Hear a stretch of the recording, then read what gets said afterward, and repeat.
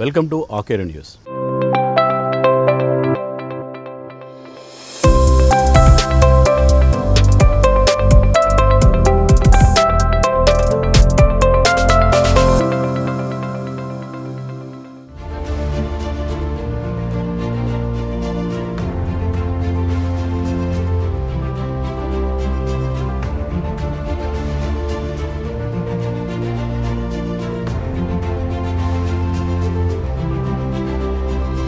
బాలక నా గుండెలో ఉన్నారు.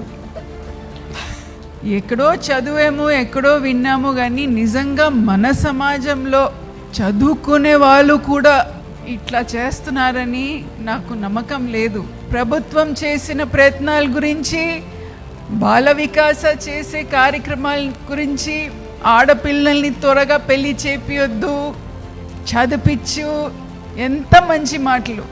ఈరోజు బాల వికాస సంస్థ రాష్ట్రంలో పట్నే దేశంలో పట్నే ఎవ్వరి ఆలోచించని విధంగా వితంతువులను తీసుకొచ్చి గ్రామ స్థాయి లోపల సభలు పెట్టి, మండల స్థాయిలో సభలు పెట్టి మీకు ధైర్యం నూరు పోసిన ఘనత ఇలా బాల వికాసం కూడా ఈ సందర్భంగా మా బాలక్కకు ప్రత్యేకంగా నేను కృతజ్ఞతలు తెలియజేస్తున్నా.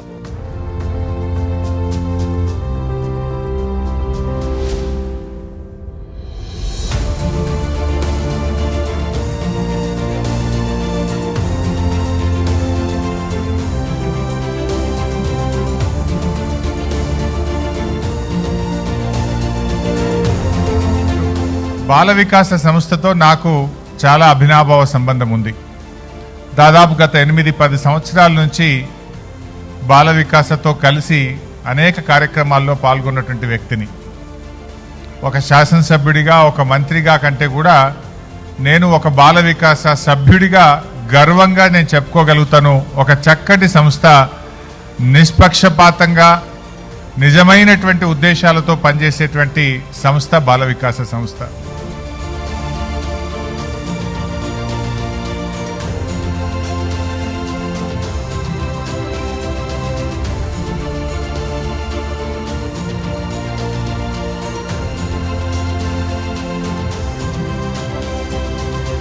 బాల వికాస ఈ పేరు వినగానే పల్లె యాదికి వస్తుంది. పల్లెల్లో జరిగే అనేక వినూత్న కార్యక్రమాలు గుర్తుకొస్తాయి. బాల వికాస అనగానే ప్రజలకు సంబంధించిన అనేక రకాల చైతన్యానికి సంబంధించిన సంకేతంగా గుర్తింపు పొందింది. బాల వికాస ఒక్క కార్యక్రమమే కాదు, అనేక కార్యక్రమాల సమ్మేళనంగా బాల వికాసను అభివర్ణించవచ్చు. బాల వికాస మహిళా సాధికారతకు సంబంధించి అనేక వినూత్నమైన కార్యక్రమాలు చేపట్టింది. అన్నిటికీ మించి గంగదేవిపల్లి లాంటి గ్రామాలను తీర్చిదిద్ది అంతర్జాతీయ స్థాయిలో గంగదేవిపల్లిని నిలిపింది. మహిళా సాధికారతకు సంబంధించిన ఆర్థిక అంశాలే పునాదిగా కాకుండా సామాజిక అంశాలను కూడా మహిళల్ని చైతన్యపరిచే కార్యక్రమాలు ఎన్నో చేపట్టింది. 8 రాష్ట్రాల్లో బాల వికాస సంస్థ గత 36 సంవత్సరాలుగా తన కార్యక్రమాలను విస్తరించుతూ ఉన్నది. ఇప్పుడు మనం బాల వికాస ఎగ్జిక్యూటివ్ డైరెక్టర్ సింగారెడ్డి శౌరెడ్డి గారితో మనం ఉన్నాం. ఆయనతో మాట్లాడి బాల వికాస సంస్థకు సంబంధించిన అనేక కార్యక్రమాలు, విస్తరణ, వారి అనుభవాలను మనం ఇప్పుడు తెలుసుకుందాం. నమస్తే. నమస్తే. ఎట్లున్నారు? All good. చాలామందికి ఒక సందేహము, అనుమానం, బాల వికాస అంటే పిల్లలకు సంబంధించిన వికాసం, పిల్లలకు సంబంధించిన కార్యక్రమాలు ఏమైనా చేపడుతున్నారా? అంటే బాల వికాస ప్రారంభ దశలో కొంత పిల్లలకు చేసినప్పటికీ బాల వికాస్ అనేది కేవలం పిల్లల కోసం మాత్రమే ఉన్నటువంటి సంస్థ కాదు, అనేక రకాల కార్యక్రమాలు చేసేటువంటి సంస్థ. చాలామంది పేరు వినగానే బాల వికాస అనగానే పిల్లల వికాసం కోసం చెప్పని అనుకుంటా ఉంటారు. బాల వికాస్ అనేది ఒక సమాజ సేవా రంగంలో ఒక బ్రాండ్. ఇవాళ మీరు చూస్తూ ఉంటారు, మార్కెట్లో యాపిల్ కంపెనీ ఉంటుంది, వాళ్ళ యాపిల్ కంపెనీ లోగో కూడా యాపిల్ లాగానే ఉంటుంది. మరి యాపిల్ కంపెనీ అంటే వాళ్ళు యాపిల్ అమ్ముతారు? వాళ్ళు యాపిల్ కంపెనీ అంటే కమ్యూనికేషన్ టెక్నాలజీలో వాళ్ళు ఒక తోపు సంస్థలాగా ఉన్నట్టు. అట్లా బాల వికాస కూడా ఒక సేవా రంగంలో బాల వికాస అనగానే పేరు తగ్గట్టుగా పిల్లలు మాత్రమే కాకుండా సమాజంలో బహుళ రకాల కార్యక్రమాలు చేసుకుంటూ కోట్లాది మంది జీవితాల్లో వెలుగులు తెచ్చుకుంటూ ఎంతో మందికి ప్రేరేపణ పోయేటువంటి సంస్థ, ఒక పెద్ద సంస్థగా ఎదుగుతూ ఉంటుంది బాల వికాస. బాల వికాసకు సంబంధించి ఒక బ్రీఫ్ ఇంట్రడక్షన్, అంటే ఇప్పటి వరకు ఎన్ని రాష్ట్రాల్లో పనిచేస్తుంది, ఏ ఏ అంశాల్లో పనిచేస్తుంది? మన బాల వికాస ప్రారంభమైంది వరంగల్ జిల్లాలో రెడ్డిపాలెం గ్రామంలో ప్రారంభమయ్యి కార్యక్రమాల మీద కార్యక్రమాలు చేసుకుంటూ ఇవాళ 8 రాష్ట్రాలు, తెలంగాణ, ఆంధ్ర కాకుండా పక్క రాష్ట్రాలు, తమిళనాడు, కర్ణాటక, మహారాష్ట్ర, ఛత్తీస్గఢ్, జార్ఖండ్, తర్వాత ఇప్పుడు ఉత్తరప్రదేశ్, రాజస్థాన్లో కూడా విస్తరించింది. దాదాపుగా 7,500 గ్రామాల్లో అడుగుపెట్టి కోట్ల మంది జీవితాలలో బాల వికాస అనేక రకాల పథకాల ద్వారా మనం ఒక ప్రయోజనాన్ని అందిస్తా ఉన్నాం. బాల వికాస సంస్థ అంటే ఏర్పాటుకు సంబంధించి అసలు ఏమి మూలము, ఏమి కారణం, అసలు ఎట్లా ఏర్పడింది? ఈ సంస్థ ఏర్పడడానికి ఏమైనా ప్రత్యేకమైన కారణం ఉందా? మా సంస్థ స్థాపకులు సింగారెడ్డి బాలతెరిస గారు, వాళ్ళు పుట్టి పెరిగింది వరంగల్ జిల్లా రెడ్డిపాలెం గ్రామంలో. వాళ్ళు చదువుకునే రోజుల్లో ఒక కెనేడియన్ ఆంధ్రే జంగ్రా గారు పరిచయం అయ్యి వాళ్ళని పెళ్లి చేసిన తర్వాత కెనడాలో స్థిరపడ్డారు. సో ఇక్కడ నుంచి పోయినటువంటి గ్రామీణ మహిళ కాబట్టి ఇక్కడ ఉన్న సాధక బాధకాలు మొత్తం బాగా తెలుసు వాళ్ళకి. ముఖ్యంగా వాళ్ళ సొంత ఊరు రెడ్డిపాలెం గ్రామంలో కూడా 50 years బ్యాక్ తాగుతానికి నీళ్ళకి పెద్ద గోస. ప్రతి కుటుంబానికి ఒక ఎడ్ల బండి పీపా మొత్తం ఉండేది, అన్ని రాష్ట్రాల్లో ఉండేది ఆ గ్రామంలో కూడా ఉండేది. సో కాబట్టి ఏదన్నా చేయాలి నా మాతృభూమికి అంటే చాలా మంది విదేశాలకు పోయిన తర్వాత కంఫర్ట్స్ ని ఎంజాయ్ చేసుకుంటూ హాయిగా ఉంటా ఉంటారు. బట్ అక్కడ బాలాగారికి కంఫర్ట్స్ లో అన్కంఫర్ట్ ఫీల్ అయినా అంటారు అన్నమాట. అంటే దేశం గురించి ఆలోచించుకుంటూ, గ్రామాల గురించి ఆలోచించుకుంటూ, నేను ఒక్కదాన్ని కెనడా పోయి హాయిగా ఉంటే సరిపోదు, నా గ్రామాలకి నేను ఏమైనా చేయాలి. అదృష్టం కొద్దీ నేను కెనడా పోయినా కానీ నా వాళ్ళు ఎంతో మంది కష్టపడతా ఉన్నారని చెప్పని ఏదన్నా చేయాలి అనే సంకల్పంతో 1977లో సోపార్ అనే సంస్థని కెనడాలో స్థాపించి అక్కడి నుంచి నిధులు ఇక్కడ సంస్థలకు పంపించుకుంటూ పనులు మొదలుపెట్టిండ్రు. మొట్టమొదటి సొంత డబ్బులు పెట్టి అంటే ముందు బాల వికాసం కంటే ముందు సోఫార్ అనే సంస్థని కెనడాలో స్టార్ట్ చేశారు. అవును, బాల వికాసం మొదలుపెట్టి 35 సంవత్సరాలు అవుతుంది. దానికంటే ముందు 77లోనే సోపార్ అనేటువంటి సంస్థని అక్కడ కెనడాలో ప్రారంభించి అక్కడి నుంచి మన ఆంధ్రప్రదేశ్లో ఉన్నటువంటి వివిధ స్వచ్ఛంద సంస్థలకి మనం నిధులు పంపించేటువంటి పరిస్థితి అన్నమాట. ఓకే. సో ఎప్పుడైతే బాల వికాసం మొదలు పెట్టినామో అప్పటి నుంచి మనం వేరే సంస్థలకు నిధులు ఇచ్చడంతో పాటుగా మనం కూడా డైరెక్ట్ గా కార్యక్రమాలు గ్రామాలకు వెళ్ళి పరిచయ కార్యక్రమాలు చేయడం జరిగింది. ఎన్ని కార్యక్రమాలు అంటే బాల వికాస ద్వారా అంటే అమలు అవుతున్నాయి?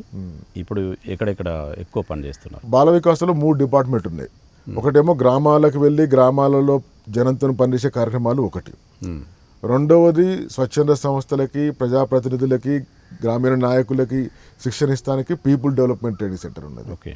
మూడవది హైదరాబాద్ క్యాంపస్లో అది centre for social and responsible business.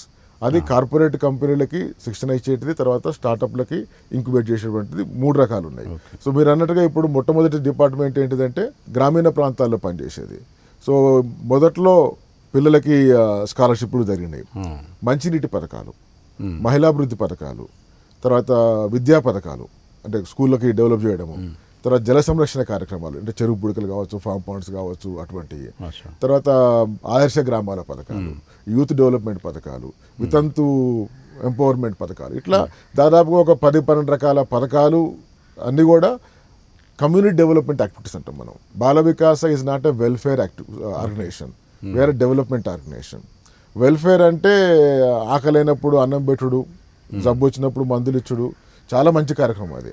కానీ పర్పస్గా మనం అనుకునేది ఏంటంటే అటువంటి కార్యక్రమాలకు మనం పోకుండా చాలా మంది చేస్తూ ఉంటారు, రైట్? కానీ సమాజాన్ని నిర్మించి, సమాజంలో అవగాహన పట్టుకొచ్చి, సమాజంలో ఒక ఐక్యతను పట్టుకొచ్చి, సమాజంలో నాయకత్వాన్ని పెంపొందించి వాళ్ళ అభివృద్ధికి వాళ్ళు పాటుపడే రకంగా తయారు చేసే పద్ధతులు చాలామంది చేయలేరు. కాబట్టి మనం దానికి నికరంగా నిలబడదామని చెప్పానంటే సమస్య వచ్చినప్పుడే కాకుండా సమస్య రాకుండానే ఏ విధంగా చేయొచ్చు అనేది బాల వికాస కార్యక్రమంగా ఉంది. మా మోటో చూసినట్టయితే ఇంకా helping communities to help themselves అని ఉంటుంది.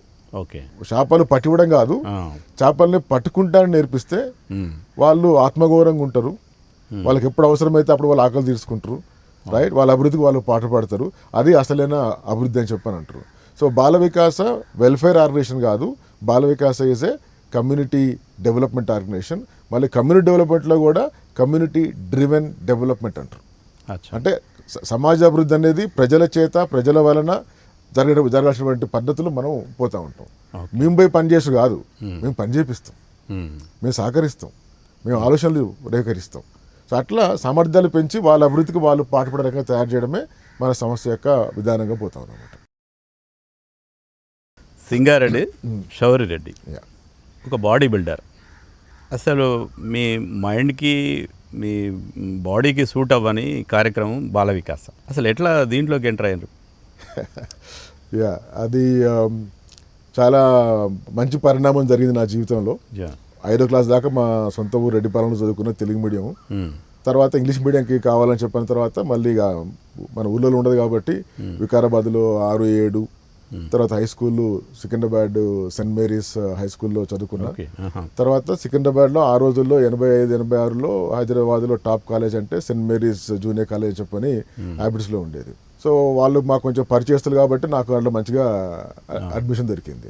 సో ఎంపీసీ తీసుకొని మరి అప్పుడు ఏమైనా తెలియదు కానీ ఎంపీసీ తీసుకున్నా. అక్కడ నాకు చిన్నప్పటి నుంచి స్పోర్ట్స్ మీద బాగా ఆసక్తి ఉండి కాలేజీలో ఉన్నప్పుడు జరంగా వయసులో ఉంటాం కదా, బాగానే బాడీ బిల్డింగ్ బాగా చేసేది. అప్పుడు నాకు అది ఒక వ్యసనం, అలవాటు కాదు అది. అందుకే ఇప్పుడు కూడా ఫిట్నెస్ వ్యసనం లాగానే బాగా చేసామన్నమాట. సో ఆ రోజుల్లో కాలేజీల్లో I use to be very active. అది హైదరాబాద్లో టాప్ కాలేజ్ కాబట్టి వాళ్ళు చదువుకునే వాళ్ళందరూ కూడా చాలా ధనికులు. మనం ఊర్లోకి వెళ్ళి పోయినోడిని, నేను ఊర్లో పెద్ద ఆసామి కొడుకున్నాను. పట్నం పోతే నాకు సైకిల్ కొని కూడా గగ్గలమైంది, ఇది 85, 86లో, రైట్. కానీ మరి అదే నా కాలేజీలో మరి రోజుకు ఒక బండి తెస్తుంటారు వాళ్ళు, నా ఫ్రెండ్స్. ఇద్దరం కలిసి మంచిగా ఉంటాం, అంత బాగా జరుగుతూ ఉంటుంది. వాళ్ళని పరిశీలించిన తర్వాత అనిపించింది ఏంటంటే జీవితంలో గొప్పగా ఆర్థికంగా గొప్ప తయారు కావాలంటే నౌకరీ చేస్తే ఎవరు కూడా ఆర్థికంగా గొప్పలు కాలేరు. ఓన్లీ వ్యాపారవేత్త మాత్రమే ఆర్థికంగా గొప్ప కాగలుగుతాడు. కాబట్టి వ్యాపారం ఒక్కటే డబ్బు సంపాదించే మార్గం. అంటే వాళ్ళ కార్లు, వాళ్ళ వెహికల్స్, ఇక చూసినా అదంతా మిమ్మల్ని ఇన్ఫ్లుయెన్స్ చేసింది. నాకు నీకు బాడీ బిల్డింగ్ చేస్తున్నప్పుడు స్పోర్ట్స్ లో ఉంటే గ్యాంగ్ ఉంటుంది కదా, రైట్. సో అందరు కూడా నమస్తే అన్న పోయి 1/2 చాయలు భయంకరంగా ఉండేది అప్పుడు. సో అక్కడ వాళ్ళ పేరెంట్స్తో కలిసినప్పుడు కావచ్చు, లేకపోతే వాళ్ళ జీవిత విధానం చూసినప్పుడు కానీ చూస్తే వాళ్ళందరూ వ్యాపారవేత్తలే కాబట్టి ఇక నువ్వు కూడా గొప్పడు కావాలంటే అందరూ కోరుకుంటే గొప్పడు కావాలని, ఎట్లా గొప్పడు కావాలన్నది మార్గం ఎంచుకోవాలా. మంచి చదువుకొని నౌకరు చేసి గొప్పడు కావాలన్నా, వ్యవసాయం చేసి గొప్పడు కావాలన్నా, లేకపోతే వ్యాపారం చేసి గొప్పడు కావాలని 3 మార్గాలు ఎంచుకోవాలనుకున్నప్పుడు ఐ సెడ్ వ్యాపారం అయితేనే బాగుంటుంది అని చెప్పినట్టుగా ఒక నికరంగా వచ్చింది అన్నమాట. రెండోది కూడా ఏంటంటే వ్యాపారంలో గెలవాలి, వ్యాపారంలో చేయాలంటే కూడా చాలా మంది చదువుకున్న వాళ్ళు లేరు వ్యాపారంలో. చదువుకుంటేనే వ్యాపారవేత్త సక్సెస్ అని కాదు. కాబట్టి చదువు కంటే ముఖ్యం కూడా వ్యాపార తత్వం పెంచుకోవాలా అని అంటే నాకు కొంచెం మరి ఎట్టనో నాకు న్యాచురల్నో లేకపోతే నేను పెరిగిన వాతావరణంలోనో ఆ వ్యాపార లక్షణాలు కొంచెం నాకు అబ్బినట్టుగా అనిపించి నేను చేయగలుగుతా. I'm not a material to work for somebody అని చెప్పని జర మనసు పెట్టుకున్నా అన్నమాట. ఇక ఇంటికాడ పోయి నాతో నేను వ్యాపారం మొదలు పెడతా అని చెప్పానంటే ఉంటుంది కదా, పట్నం పంపించి చదువుతానికి మంచి నౌకరీ చేస్తానికి వ్యవసాయం మనం చేయలేక కదా అని చెప్పని వాళ్ళ ఆలోచన పాపం. సో ఇంట్లో వెరీ గుడ్ బిడ్డ, మంచి డెసిషన్ తీసుకున్నావు అట్లాంటి వాళ్ళు పాపం చదువుపో అంటారు అన్నమాట. నేను నా ఆలోచన ఏంది, అంత ప్రశాంతంగానే చెప్పిండా, ఇక ఆ టోన్ వేరే ఉంటుంది అనుకో, కొట్టినంత పని అయింది అనుకో, అదిగా చదువుకొని పంపిస్తే నువ్వు నకరాలని అని చెప్పినట్టుగా ఉంటుంది అన్నమాట, రైట్. సో నా ఆలోచన కూడా ఏంటంటే ఏమో మళ్ళీ ఇంటర్ పాస్ అయితే మళ్ళీ డిగ్రీ కంటిన్యూ చేయమంటారు, ఈ పరీక్షలు రాయిపోతే మంచిదేమో అని చెప్పాను కూడా, మీ టార్గెట్ అంతా బిజినెస్ చేయాలని చెప్పాను. ఒకవేళ ఇంటర్మీడియట్ పాస్ అయినా అనుకోండి మళ్ళీ కంటిన్యూ చేయాల్సి వస్తుంది కదా, అబ్బో చాలా కష్టం అది. అంటే నా కుట్ర అదే స్ట్రాటజీలో భాగంగా. సో అట్లా ఒక సబ్జెక్ట్ని తప్పించినాను, మనం రాసిన కానీ కాన్షియస్గానే ఇంటికి వచ్చిన. ఇక తిట్లు ఏడుపులు ఉంటాయి కదా, 2 నెలలు యుద్ధం, ఎండాకాలం సెల్లు కోసం మొత్తం యుద్ధం జరిగింది అనుకోరా. ఇక తర్వాత మళ్ళీ ఒక 2 నెలలు హైదరాబాద్ పోయిన. ఇక నేను ఖచ్చితంగా ఏదైనా చేసుకుంటా అని చెప్పాను, బిజినెస్ అయిపోయినా. ఈ తర్వాత 2 నెలల తర్వాత డాడీ వాళ్ళకి అర్థమైపోయి వీడు జర బూరుకుడు ఉన్నట్టుందని చెప్పినట్టుగా మళ్ళీ పిలిచిండ్రు. అప్పుడు నాకు జ్వరం కూడా వచ్చింది, హైదరాబాద్ ఉంటే ఒంటరిగా ఉన్నా కదా, చిన్న రూమ్లో కిరాయిసుకొని ఉంటే జ్వరం వస్తే కూడా పిలిచి పాపం బిడ్డ కష్టపడని చెప్పినట్టు పిలిచిన తర్వాత ఇంకా ట్రాన్స్పోర్ట్ వ్యాపారం మొదలు పెడతా అని చెప్పని ఈజీగా అవుతాను. అప్పుడు ఒక లారీ కొన్నాం, సిమెంట్ ఫ్యాక్టరీలో ఆడ కిరాయికి పెట్టేది. అట్లనే ఇంటర్మీడియట్ అయిపోగానే అంతే 5 నెలల్లోనే అట్నే ఒక మన ఏమంటారు టెంపో ట్రావెల్స్ వ్యాన్ ఉంటుంది అప్పుడు మెరడోర్ వ్యాన్ ఉండేది అప్పుడు, రైట్. సో ఆ వ్యాన్లు, ఒక 2 లారీలు, ప్యాసింజర్ ప్యాసింజర్ది మా వర్ధంపేట నుంచి వరంగల్కి. ఓహో నేను కూడా పోయినా, నేను కూడా నడిపినా. సెల్ఫ్ ఎంప్లాయ్మెంట్ కదా, అచ్చా నేను నడిపినా. మా వర్ధంపేట నుంచి మా వరంగల్ దాకా నేను నడిపినాను. నేను అది రోడ్డు మొత్తం సింగిల్ రోడ్ అంతా బాగా తెలుసు నాకు అది, రైట్. ఏంది వరంగల్ వరంగల్ వరంగల్ అనేదా? సో అట్లా వ్యాపారాలు ఉంది కాబట్టి అటు వ్యాన్ కావచ్చు, ఇది కావచ్చు, అటని మళ్ళీ ఇంటికాడ వ్యవసాయం కూడా, మాది పెద్ద వ్యవసాయం ఇంటికాడ. సో మల్టిపుల్గా జరుగుతూ ఉండేటిది. ఇక ఆ క్రమంలో ఏమైందంటే అప్పుడు 88, 89 మధ్యలో బాలాగారికి ఇక్కడ బాల వికాస పెట్టేటువంటి ఆలోచన, బ్రాంచ్ మొదలుపెట్టే ఆలోచన. అప్పుడు నన్ను లాక్కొచ్చారు అనమాట. అంటే మిమ్మల్ని ఎట్లా ఐడెంటిఫై చేస్తారు?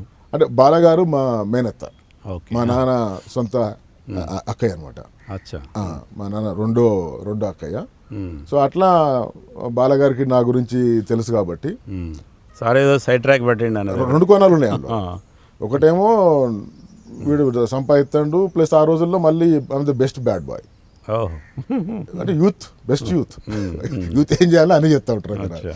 సో మంచిగా గ్యాంగ్ కావచ్చు, అన్ని రకాల లక్షణాలు, బండ్లు కావచ్చు, రైట్, జలసాలు కావచ్చు, you have to be youth, right. So youth లాగానే ఉన్న క్రమం ఉన్నది. సో న్యాచురల్గా పేరెంట్స్కి ఎంత సొంత కొడుకైనా యూత్ జలసాలంటే భయాలు ఉంటాయి కదా, రైట్. సో అదొక కారణం అయితే, రెండో కారణం ఆంటీ కూడా బాల వికాస పెడుతున్నప్పుడు ఒకరు మన ఇంటోళ్ళు కూడా ఉంటే బాగుంటుంది కదా, రైట్. ఒక తోడుకి మనకి అన్నట్టుగా ఆలోచనతో నన్ను నిమ్మలంగా దీంట్లోకి పట్టుకొచ్చారు. అంటే అప్పటికే ఒక ఇండిపెండెంట్ యాక్టివిటీ ఉంది కాబట్టి కూడా ఐడెంటిఫై చేయొచ్చు. మీకు టాలెంట్ కావచ్చు, మన సామర్థ్యాలు కావచ్చు తెలుస్తూ ఉంటాయి కదా. వాళ్ళ దృష్టికోణం వేరు కదా, మీరు ఏం పని చేస్తున్నారని కాదు, అది ఎంత ఇండిపెండెంట్గా ఇండివిజువల్గా చేయగలుగుతున్నారు అనేది ఐడెంటిఫై చేస్తారు కదా. I was able to prove that I am an entrepreneur. I can initiate, I can make decisions, right? I can innovate things. అనేటువంటిది నా చిన్నప్పటి నుంచి నాకు ఉన్నటువంటి ఒక లక్షణం అది. సో అట్లా చేయాలనుకున్నప్పుడు ఇంకా 2 సంవత్సరాలు బాల వికాస పెట్టకముందే ఇంతకుముందు చెప్పిన సూపర్ ఆల్రెడీ ఇండియాలో వేరే సంస్థల ద్వారా పథకాలు చేస్తామని చెప్పన్నాం కదా. సో అప్పుడు బోర్లు బాగా వేసాం మనం. ఇప్పుడు బాల వికాస 7,500 బోర్లు వేసింది, ఏది హ్యాండ్ పంప్లో. సో ఆ బోర్ల కార్యక్రమం, కొన్ని ఇల్లు కట్టించినాం. అప్పుడు ఇల్లు కట్టించే కార్యక్రమాలని నాకు కొంచెం అనుభవం వస్తానికి నువ్వు గ్రామాలకు పోయి తిరుగు అని చెప్పినట్టుగా 2 ఏళ్ళు గ్రౌండ్ ఎక్స్పీరియన్స్ అన్నమాట. సో అట్లా చేసిన తర్వాత 91లో బాల వికాస రిజిస్టర్ అయిన తర్వాత then I become part of legal Bala Vikasa వ్యవస్థలో నేను జీవితం ప్రారంభించాను. బాల వికాస అంటే చాలా సంవత్సరాలుగా సేవ చేస్తుంటది. మరి బాల వికాస డైరెక్టర్ గా ఉన్నటువంటి షౌరెడ్డి గారు వారిని నేను అడగడంతో మన ఏరియాకు ఒక 1000 కుటుంబాలకు ఏదో ఒకటి సాయం చేయాలంటే మరి వారు అమెజాన్ కంపెనీ తోటి మాట్లాడి మరి ఇట్లాంటి వస్తువులను మనకేందంటే ప్రధానంగా ఇండ్లు లేక ఇబ్బంది పడతా ఉన్నటువంటి పరిస్థితి, వీలైనంత వరకు దోమల తెరలు కానీ, తర్వాత ఒక బకెట, ఓ ఇంట్లో దీపము, ఇట్లా వాళ్ళ యొక్క సహకారం కూడా మనకు అందిస్తూ ఉన్నారు. వారికి ప్రత్యేక ధన్యవాదాలు. భవిష్యత్తులో ఇంకిన్న సేవలు వాళ్ళు అందించాలని మనస్ఫూర్తిగా కోరుకుంటూ thanks to Shaureddy and Bala Vikas Amazon company వారికి. అంటే బాల వికాసలో చేరిన తర్వాత అంటే అమ్మా నాన్న ఎట్లా ఫీల్ అయినరు? వాళ్ళు ఎట్లా అంటే ఒక ప్రయోజకుడు అవుతాడు అనే భావనలో ఉండేనా? అసలు అమ్మ నాన్నలు ఏం చేసేది? అమ్మ నాన్న పేర్లు ఏంటి? మాది రెడ్డిపాలెం చెప్పినా కదా. అమ్మ పేరు జత్రుతమ్మ, నాన్న పేరు సింగారెడ్డి లూర్దుమారెడ్డి. ఓకే. సో అమ్మది నాన్న ఇద్దరిది అదే ఊరు. అమ్మమ్మది అదే ఊరు, మా నాయనమ్మది అదే ఇంటి ఎదురుగోళ్ళు అన్నమాట. వాళ్ళ స్టోరీ వేరే స్టోరీ ఉంటుంది. అంటే వాళ్ళది కూడా లవ్ మ్యారేజ్? అందరూ వివాహం వాళ్ళది. అచ్చా. ఆ రోజుల్లోనే. రైట్. సో నేను అంటే ఎట్లా గాంధార్ వివాహం అంటే ఎట్లా అంటే లవ్ మ్యారేజ్ అదేంటారు. అంటే ఇంటి ఎదురుగా ఉన్నారు కాబట్టి బంధువులు కూడా కావచ్చు. బంధువులు కాదు, బట్ ఫ్రెండ్స్ లాగా మాట్లాది. ఓకే. సో నేను నాకు ఒక చెల్లె శోభ.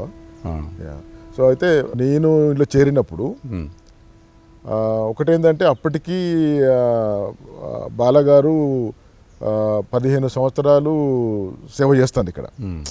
సో ఆ సేవలు చేసినటువంటి దానిని చూసి ఖచ్చితంగా మా తాత కావచ్చు, మా నాన్న కావచ్చు, మా కుటుంబం అంతా కూడా బాలగారిని చూసి గర్వపడేటువంటి స్థాయి. సో అటువంటి గర్వపడేటువంటి స్థాయి ఉన్నటువంటి వ్యవస్థలో చేరడం అనేది ఖచ్చితంగా పుణ్యకార్యం. సో ఇట్స్ గుడ్ అని చెప్పని అనుకున్నారు వాళ్ళు. కాబట్టి పేరెంట్స్ ఆర్ హ్యాపీ దట్ బాలగారు చేసినటువంటి ఒక మంచి కార్యక్రమంలో వీడు చేయగలిగితే చేతనా చేయడం తర్వాత సంగతి, కానీ చేయగలిగితే మటుకు మంచిది. చేరడం వాళ్ళకి చాలా సంతోషం. ఓకే. ఇప్పుడు మీరు ఇంటర్మీడియట్తోనే ఆపేసిన తర్వాత మరి ఖచ్చితంగా దీంట్లో చదువు చాలా అవసరం అని ఉంటుంది కదా. ఓకే, అకాడమిక్ నాలెడ్జ్ అంటే నేషనల్ ఇంటర్నేషనల్ పీపుల్తోని ఇంటరాక్షన్ అదంతా ఉంటుంది కాబట్టి మరి స్టడీస్ సంబంధించింది మళ్ళీ ఏం చేసారు?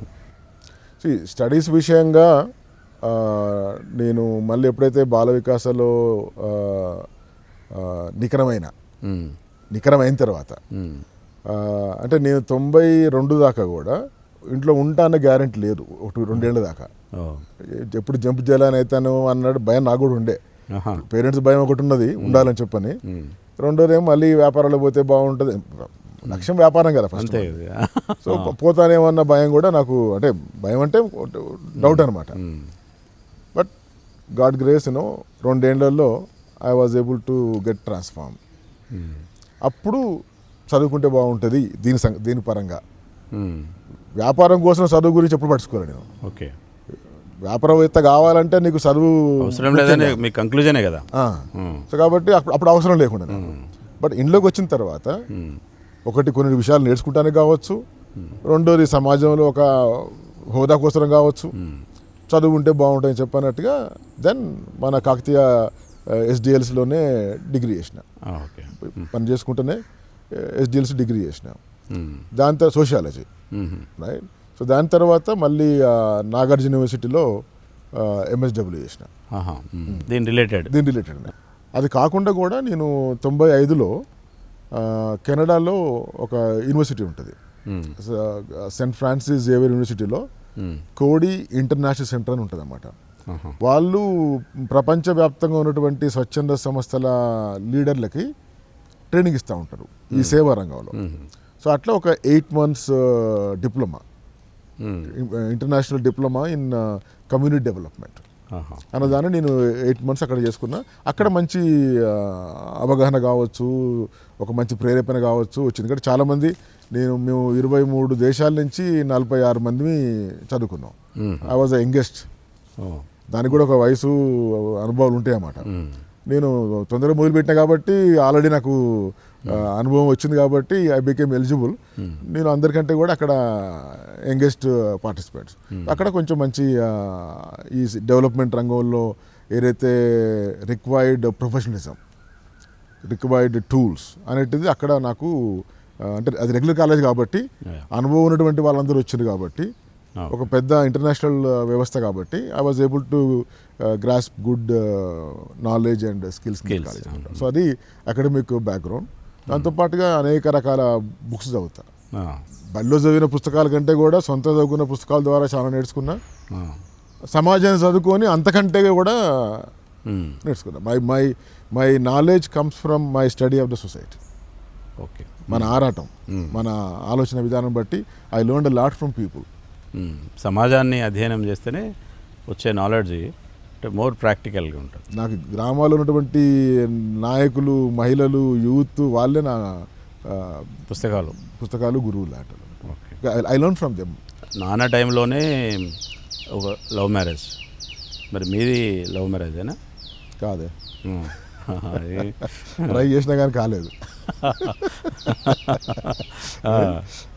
ఫెయిల్యూర్స్ ఉన్నాయేమో. నా భార్య సునీత, నా ఫ్రెండ్ ఇంటర్మీడియట్లో ఉన్నప్పుడు నా హాస్టల్ మేటు వాళ్ళ చెల్లి అనమాట. సో వాళ్ళది అసలు సొంత ఊరు రెంటచింతల, గుంటూరు జిల్లాలో రెంటచింతల, బట్ హైదరాబాద్లో సెటిల్డ్ ఫ్యామిలీ అనమాట. సో అట్లా నా మిత్రుడి యొక్క చెల్లె. పిల్లలు ఏం చేస్తున్నారు? కొడుకు, కూతురు. కొడుకు సాత్విక్ రెడ్డి, కూతురు స్ఫూర్తి మహిమారెడ్డి. కొడుకు ఇంజనీరింగ్ అయిపోయింది అమరావతి విఐటిలో. తర్వాత పాపనేమి ఇప్పుడు బీబీఏ చేస్తుంది. సో కొడుకు ఇప్పుడు is trying to start some startups. ఒకసారి మళ్ళీ బాల వికాస యాక్టివిటీస్కి వస్తాం. బాల వికాసకి వచ్చేవరకు మీరు అంటే ఇప్పుడు ఉన్న వాతావరణంలో పల్లెలు అనగానే ఒక రాజకీయ కేంద్రాలకు అంటే రాజకీయ కేంద్రాలుగా ఉంటాయి. అనేక రాజకీయ భిన్నాభిప్రాయాలు, రాజకీయ పార్టీలు, అంటే ఒక విధంగా ఒకరి మీద ఒకరికి పెత్తనము, ఆధిపత్య పోరాటము. ఇక్కడ ఏ కార్యక్రమం చేసినా అంటే బయట నుంచి వచ్చి ఎవరు ఈవెన్ ప్రభుత్వ పథకాలకే అనేక రకాల ఆటంకాలు ఉంటాయి. ఒక ప్రభుత్వేతర సంస్థలు ఒక విలేజ్కి వెళ్ళి వాళ్ళని కన్విన్స్ చేసి రాజకీయ భిన్నాభిప్రాయాలను అంటే ఏకం చేసి ఒకటి అమలు చేయడం అనేది మామూలు విషయం కాదు. మీకు ఎట్లా సాధ్యమైంది అది? మీరు అన్నట్టుగా ఖచ్చితంగా గ్రామీణ ప్రాంతాల్లో రాజకీయాలు అన్నట్టు పెద్ద సమస్య. కేవలం రాజకీయాలు చేస్తే లీడర్ కాడు ఆయన గ్రామాల్లో, రైట్? సర్పంచ్ కావచ్చు, ఎంపీటీసీ కావచ్చు, ఎవరైనా కానీ ఒక నిజమైన రాజకీయ నాయకుడు గెలవాలంటే, నిలబడాలంటే కొన్ని పనులు జరుగుతూ ఉంటాయి ఆయన ఆధ్వర్యంలో, రైట్? ఆయన పనితనం ఆధారంగా జనాలు నువ్వు లీడర్ అని చెప్పని అంటారు, కానీ ఉత్తనే జెండా పట్టుకొని లీడర్ అని చెప్పానంటే ఎవరు లీడర్ అనరు. సో ఇది వాస్తవం. కాబట్టి మేమేం చేస్తామంటే, ఉంటాయి గ్రామాలకు పోగానే వాళ్ళకి అనుమానాలు ఉంటాయి. ఏది ఎందుకు వస్తున్నారు వీళ్ళు, కొన్ని వేరే సంస్థల బ్యాక్గ్రౌండ్ని వీళ్ళు అటువంటి సందర్భాలు ఉంటాయి. సో అటువంటి పరిస్థితులు ఉంటాయి. కానీ ఒక్కటి మనం ఏంటంటే, మా అనుభవం ప్రకారంగా ఎవరైనా కానీ ఒక మంచి పనిని మంచి ఉద్దేశంతో మంచి పద్ధతిలో పనిచేస్తానికి ప్రారంభిస్తే ఖచ్చితంగా ఎటువంటి మూర్ఖపు రాజకీయ వాళ్ళైనా కానీ వస్తారు. ఉదాహరణ చెప్పండి, ఒక విలేజ్కి వెళ్ళినప్పుడు మీరు ఫేస్ చేసిన ఒక బెటర్ ఎక్స్పీరియన్స్, ఆ తర్వాత వాళ్ళే చేంజ్ అయ్యి మిమ్మల్ని మళ్ళీ ఆహ్వానించిన అట్లాంటి ఏదైనా మీ ఇన్సిడెంట్? ఉంటాయి, చాలా ఉంటాయి. ఉదాహరణకు చెప్తే, ఇప్పుడు మా బాల వికాసంలో మనం కమ్యూనిటీని మోటివేట్ చేసినప్పుడు ఒక 2 టూల్స్ వాడతాం మేము. ఒకటి ఏమంటారంటే అప్రిషియేటివ్ ఎంక్వైరీ, అంటే ప్రోత్సాహక విధానం ఒకటి ఉంటుంది. రెండోదేమో ఎన్ఎల్పి అని అంటారు, neuro linguistic programming, how to reprogram mind set అని చెప్పనేది. ఉదాహరణకు నువ్వు ఒక లీడర్వి, జరం మొత్తం ఉల్టా తిరిగే మనిషి, నీ పని ఉల్టా తిరుగుడు ఉంటుంది. అది ఎందుకు మంచిగా కాదు, ప్రతి ఊర్లో ఉంటారట కొంతమంది ఉంటారు. కొంతమంది మంచి వాళ్ళు ఉన్నా కానీ చేయలేకపోతూ ఉంటారు. సో అప్పుడు నీలాంటి వాళ్ళు దొరికినప్పుడు వాళ్ళు కష్టమవుతూ ఉంటాయి. బట్ నీలాంటి దొరికినని చెప్పని మనం వెనక్కి పోకూడదు. అది మన ఛాలెంజ్ అంటే నిన్ను మారడం మన పని. సో నీ దగ్గరకు పోయి we try to use our appreciative tools. Sudhakar భాయ్ సాబ్ నమస్తే, మీరు ఊర్లో జర తోపు కదా, అవును తోపు బాయ్ అంటాం. అది ఏ సంగతి అడ్డం వస్తానని చెప్పి అన్నా అనుకో, నేను ఉత్తమ్ బాయ్ అంటాడు డైరెక్ట్గా అంటాడు. నువ్వు ఏ టోన్ తీసుకుంటావో ఆయన అదే టోన్ తీసుకుని కొంచెం ఎక్కువ తీసుకుంటాడు. సో నీ ఘర్షణ వాతావరణంలో పోయి చర్చలు చేయాలన్నా, లేదా సామరస్య వాతావరణంలో పోయి ప్రేరేపించే వాతావరణంలో పోయి ప్రేరేపించాలి నువ్వు. అది మన క్యాపబిలిటీ అది, రైట్? సో నీ దగ్గర పోయి సుధాకర్ అన్న నువ్వు జర ఊర్లో తోపంట కదంటే అవును పోయి అంటాడు. అంటే పొగడుతున్నావు ఆయన్ని. అంటే ఆయనకు ఉన్నటువంటి సామర్థ్యాలను గుర్తించు ఫస్ట్. యూఆర్ గుడ్ లీడర్, నువ్వు మంచిగా మాట్లాడుతావు, నువ్వు ఆల్రెడీ 4 పనులు చేసిన ఊర్లో, నీకు మంచి పేరుందట కదన్నా అనగానే you will become very positive to you. దాని తర్వాత నువ్వు ఒక లీడరుగా నువ్వు ఇంకా ముందుకు పోవాలంటే, మనం ఒక పని చేస్తున్నప్పుడు ఈ పనిలో నువ్వు భాగస్వాముడు అయ్యి ఈ పనిని సక్సెస్ చేసుకొని, why don't you take credit of this project? ఈ పథకం నీ వల్ల, మీకు నువ్వు లీడర్గా ఉండాలి ఊర్లో, అదేస్తుందా? కాబట్టి ఈ పథకంలో భాగస్వాముడు అయ్యి ఈ పథకం మంచిని ప్రజలకు అందించి ఈ క్రెడిట్ నువ్వు ఎందుకు తీసుకోకూడదు? నీకు ఇంత మంచి సామర్థ్యం ఉంది, ఇంత మంచి గుర్తింపు ఉంది, ఇంత మంచి బలగం ఉంది అంటా ఉంటే అన్నా అని అంటాడు. So there are different ways of conflict management in the village. మామూలుగా విలేజ్లో అనగానే ఏ కార్యక్రమం అయినా కానివ్వండి, అది ప్రభుత్వ పథకాలైనా ప్రభుత్వేతర సంస్థలు ఏర్పాటు చేసే సంస్థలైనా కానీ, ఊర్లో కొద్దిమంది పెద్ద మనుషులు అంటే సర్పంచ్లు, మాజీ సర్పంచ్లు, ఎవరైనా ఇప్పుడు మీరు చెప్పిన ఇట్లాంటి ఇన్ఫ్లుయెన్స్ లీడర్స్ ఉంటారు, వాళ్ళందరూ కూడా నాకు ఎంతో కొంత ఉండాలి కదా అనేది ఎక్కువ ఇప్పుడు విలేజ్లో పెరిగింది అనేది ఉంది. అప్పుడు మరి మీరు ఏమన్నా ఇచ్చుకోవాల్సి ఉంటుందేమో, అట్లా ఉండదా? బాల వికాస కార్యక్రమాలలో ఎక్కడ కూడా ఒక వాలంటరీ కార్యకర్త కావచ్చు, గ్రామ కార్యకర్త కావచ్చు, ₹1 రాదు. అక్కడ కూడా మళ్ళీ మేము ఇదే మాట్లాడతాం, అయ్యా నీకు ఒకవేళ డబ్బులు రావాలంటే 5,000 10,000 వచ్చినాయి అనుకో, నీలాంటి రేటుకు పెద్ద లెక్కనానే, ఒక ఫుల్ బాటిల్ అంతా కాదు నీకు, అది ఏమొస్తుంది దాంతో నీకు, అవునా? అదే మంచి పని చేసి త్యాగం చేసి పుణ్యం తెచ్చుకుంటే, పేరు తెచ్చుకుంటే, గుర్తింపు తెచ్చుకుంటే నువ్వు తాగిన బాటిల్ తెల్లారి దిగిపోతుంది పైసలు వస్తే. బట్ నువ్వు చేసిన పనికి, ఆ పుణ్యానికి, ఆ మంచితనానికి దాని విలువ చూడు ఒక్కసారి. కంటిన్యూ రేపు సర్పంచ్ అయితే ఆ కిక్కు వేరే ఉంటుంది, రైట్? కాబట్టి నీకు మంచి పేరు వచ్చే కార్యక్రమం ఏం చేస్తున్నావు కాబట్టి నువ్వు మాకేమి ఇస్తావు చెప్పు. రివర్స్ ఉల్టా we're giving you opportunity, right? నీకు మంచి గ్రామంలో ఒక మంచి నాయకుడు ఎదుగుతానికి ఈ కార్యక్రమంలో పాల్గొని నువ్వు ప్రజలకు సేవ చేసే పుణ్యం వచ్చే అవకాశం కల్పిస్తున్నాం కాబట్టి, రైట్? ఇది నువ్వు లక్కు, నీ ప్రజల కంటే ఎక్కువ నువ్వు లక్కు. ఓకే, కరెక్టే అన్నా. అందుకనే this is where there is lot of difference in change makers. Tank డీసిల్టేషన్కి సంబంధించినది, చెరువు మట్టి పూడిక తీయడం, ఆ కాన్సెప్ట్ ఎందుకు వచ్చింది? అది గవర్నమెంట్ అంతకుముందు ప్రభుత్వము ఏర్పాటు చేయకముందు, అంటే ఇప్పుడు మనకు మిషన్ భగీరథ, మిషన్ కాకతీయ లాంటి కార్యక్రమాలు లేవు. మిషన్ కాకతీయ పథకమే అంతకుముందే బాల వికాస సంస్థ ఇట్లాంటి కార్యక్రమాలు చేసినట్టుగా ఉంది కదా ప్రజలు. అంటే నిజానికి అదెందుకు వచ్చింది మీకు, అని ఆ ఆలోచన ఎందుకు వచ్చింది? సో నేను కూడా స్వయంగా రైతు బిడ్డనే. వెనకటి రోజుల్లో ఎండాకాలం చెరువులు వచ్చినాయంటే బండ్లు కట్టి పెంట కట్టిన వాళ్ళు చెరువు మట్టి కొట్టినటువంటి అనుభవాలు ఉన్నాయి మనకి వెనకటి రోజుల్లో. అంటే మనం తట్టబట్టి మోయిపోయినా కానీ బండ్ల మీద తిరిగిన వాళ్ళు ఉన్నాం కదా చిన్నప్పుడు ఆ రోజులలో. ఈ చెరువు పొడి కార్యక్రమాన్ని మొదలుపెట్టి ఇప్పుడు దాదాపుగా 28 అంటే 98 ఆ మధ్యలో మొదలుపెట్టినాం మనం. 98, 97 మధ్యలో మొదలుపెట్టినాం. ఎందుకు వచ్చిందంటే రసాయనాలు బాగా పెరిగిపోయినాయి. రైతులు మందు బస్తాలు, పెట్టుబడులు పెరిగిపోయి పర్యావరణం పాడైపోతుంది, రైతు జేబు ఖర్చు ఎక్కువైపోతుంది, ప్లస్ భూములు కూడా సారం పాడైపోతున్నాయి మందు బస్తాలు వేసి. అదే తరుణంలో ఇంతకుముందు ఎండాకాలం వచ్చిందంటే ప్రతి రైతు సొంతంగా కానీ పాలెర్లం కానీ వాడుకొని, ఎడ్ల బండ్లు వాడుకొని ప్రతి చెరువులో మట్టి తీసేది. అది సంప్రదాయం. రైతు యొక్క జీవన విధానంలో ఎండాకాలం వచ్చిందంటే చెరువు మట్టి కొట్టుడు సంప్రదాయం. ఏమైంది, మనకి పశువులు తగ్గిపోయినాయి, ఎడ్ల బండ్లు తగ్గిపోయినాయి. కాబట్టి ఆ మట్టి కొట్టుకునేటువంటి ఆచారం కూడా అంతరించిపోయింది. చెరువులో మట్టి పెరకపోతూ ఉన్నది, నీళ్ళ కెపాసిటీ తగ్గిపోతూ ఉన్నది. ఇటు నీళ్ళు నిలబడతలేవు, అటు భూములు మందులేసి పాడైపోతున్నాయి. సో దీన్ని అంతా పరిశీలన చేసిన తర్వాత రైతులు ఖర్చు పెడతారు, నెగిటివ్ మీద పెడతారు. ఏది మందు బస్తాలు కొని భూములు పాడు చేస్తారు, ఆరోగ్యాన్ని పాడు చేస్తారు, పర్యావరణం పాడు చేస్తారు. ఇదే డబ్బుల్ని యంత్రాల ద్వారా, ఇప్పుడు ఎడ్ల బండ్లు లేవు, మరి ట్రాక్టర్లు వచ్చినాయి, జేసీబీలు వచ్చినాయి. సో యంత్రాలు వాడుకొని ఏ విధంగా మన పథకాన్ని రూపొందించి మళ్ళీ చెరువుల్ని జీవం పోయాలి అని అంటే మట్టి తీయాలి. మరి మట్టి ఎందుకు రైతులు ఇస్తారంటే మందు బస్తాల కంటే కూడా మంచి లాభం చెరువు మట్టిలో ఉంటుంది. అది రైతు తెలుసు, తెలిసిందే. మరి కొత్త నేర్పించేది ఏం లేదు. కొత్త నేర్పించేది ఏంటంటే అయ్యా ఎడ్ల బండ్ల ద్వారా చేయలేని కాబట్టి మీరు మళ్ళీ మిషన్ల ద్వారా చేద్దామని చెప్పని జనాన్ని సమీకరించి చేసినాం. సో దీంట్లో ఒక సమాజాభివృద్ధి కార్యక్రమంలో, కమ్యూనిటీ డెవలప్మెంట్ ప్రోగ్రాంలో మామూలుగా దాతలు, ప్రభుత్వం కావచ్చు, మాలాంటి ఎన్జిఓలు కావచ్చు, 60%, 70%, 80% దాతలు ఇస్తే 10%, 20% రైతులు పెట్టుకుంటారు. కేవలం ఇదొక్కటే పథకంలో 70% రైతులు పెట్టుకుంటే 30% మాత్రమే మేము ఇస్తున్నాం. అంటే రైతుకి అదనపు భారంగా వస్తలేదు 70% పెడితే. ఒక రైతు నేను ఉంటే ఎకరానికి 5,000 పెడతా, యూరియా కావచ్చు పెట్టి యూజ్ చేసుకున్నారా రైతులు. మరి ఆ మందు బస్తాలు పెట్టే పైసలనే ట్రాక్టర్ కిరాయిలకు మలుచుకున్నారు. కాబట్టి రైతుకి అదనపు ఖర్చు లేకుండా చెరువును రిపేర్ చేసుకుంటూ, భూసారం పెంచుకుంటూ, పెట్టుబడి తగ్గించుకుంటూ బహుళ ప్రయోజనాలు వచ్చిన పథకం. ఓకే. సో అట్లా లాభాలు ఎక్కువ ఉన్నాయి కాబట్టి డైరెక్ట్గా రైతుకి లాభం ఉన్నది. నేను పైసలు పెడితే, నీ పని చేస్తే ఇంకొక లాభం కాదు. నేను చెరువులో మట్టిసుకుపోయి నా చెలకలో పోసుకుంటే నా చేనే బాగుపడ్డది, నా పంటే పెరిగింది, నా పైసలు పెరిగినాయి. కాబట్టి రైతుకు అనుభవం ఉన్నది కాబట్టి మాకు ఎక్కడ ఇబ్బంది లేకుండా ఈ పద్ధతిలో వచ్చిండ్రు.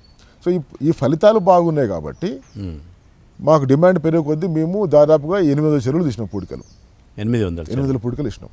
స్వచ్ఛంద సంస్థల్లో మన సొంత నిధులు పెట్టి అన్ని చెరువులు అనేది ఒక హైయెస్ట్ నెంబర్.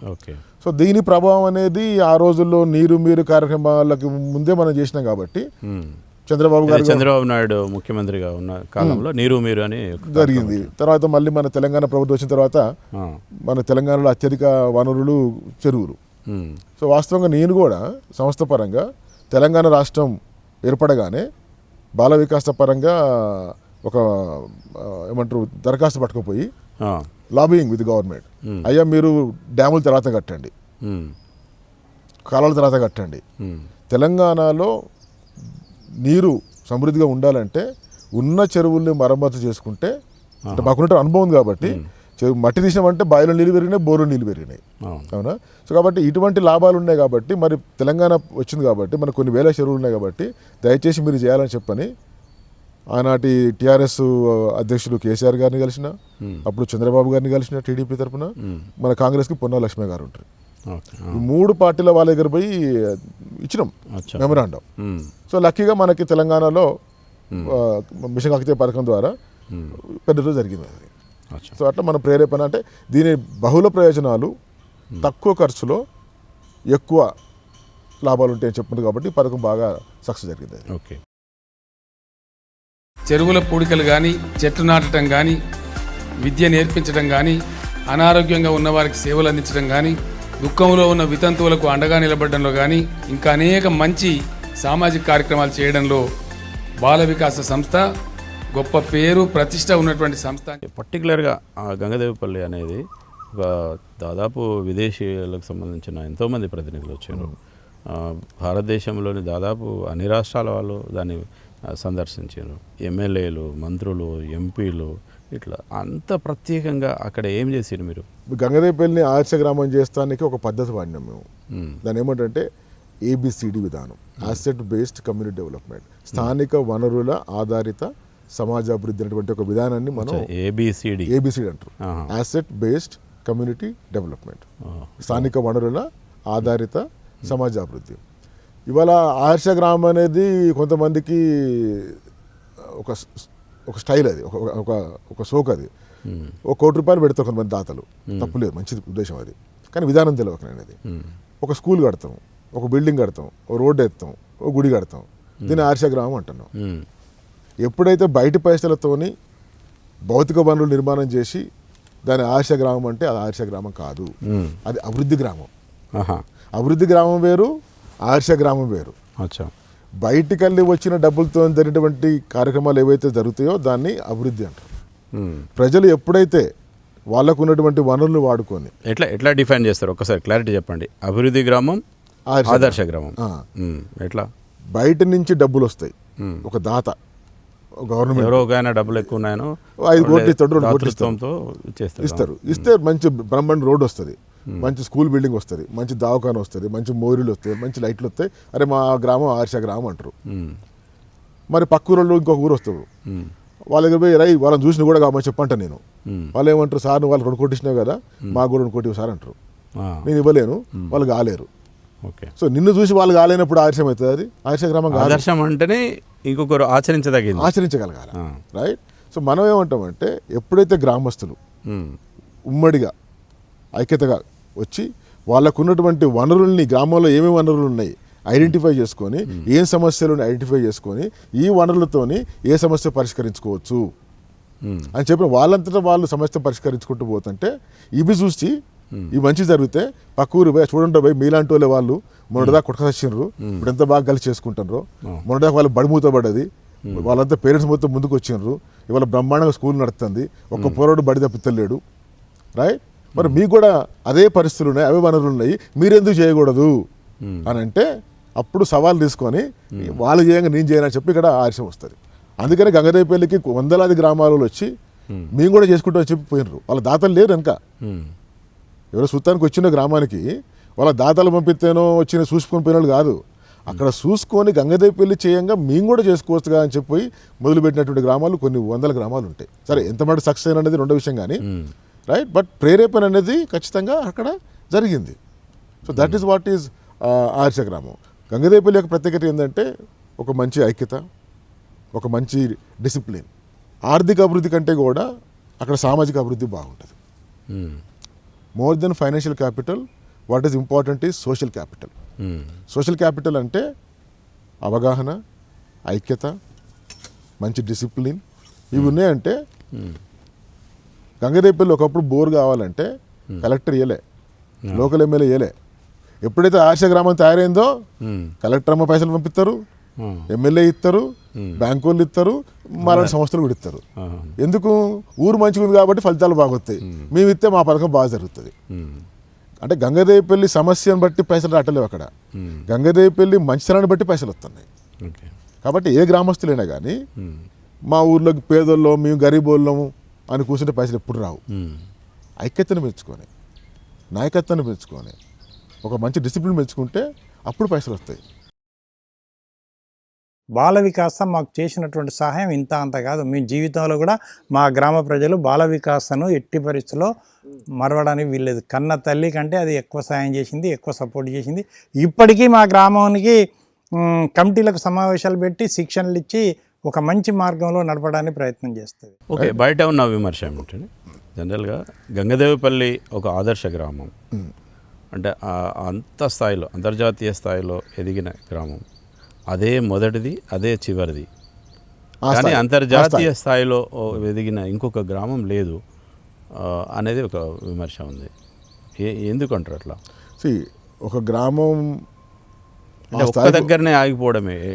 అదేనే, ఒక గ్రామం ఆ స్థాయికి రావాలంటే మూడు పని చేయాలా. ఒకటి గ్రామస్తులు పని చేయాలా, రెండోది గ్రామ నాయకులు పని చేయాలా, తర్వాత బయట నుంచి మనలాంటి వాళ్ళం, we call it facilitators, right, మనం కూడా పని చేయాలా.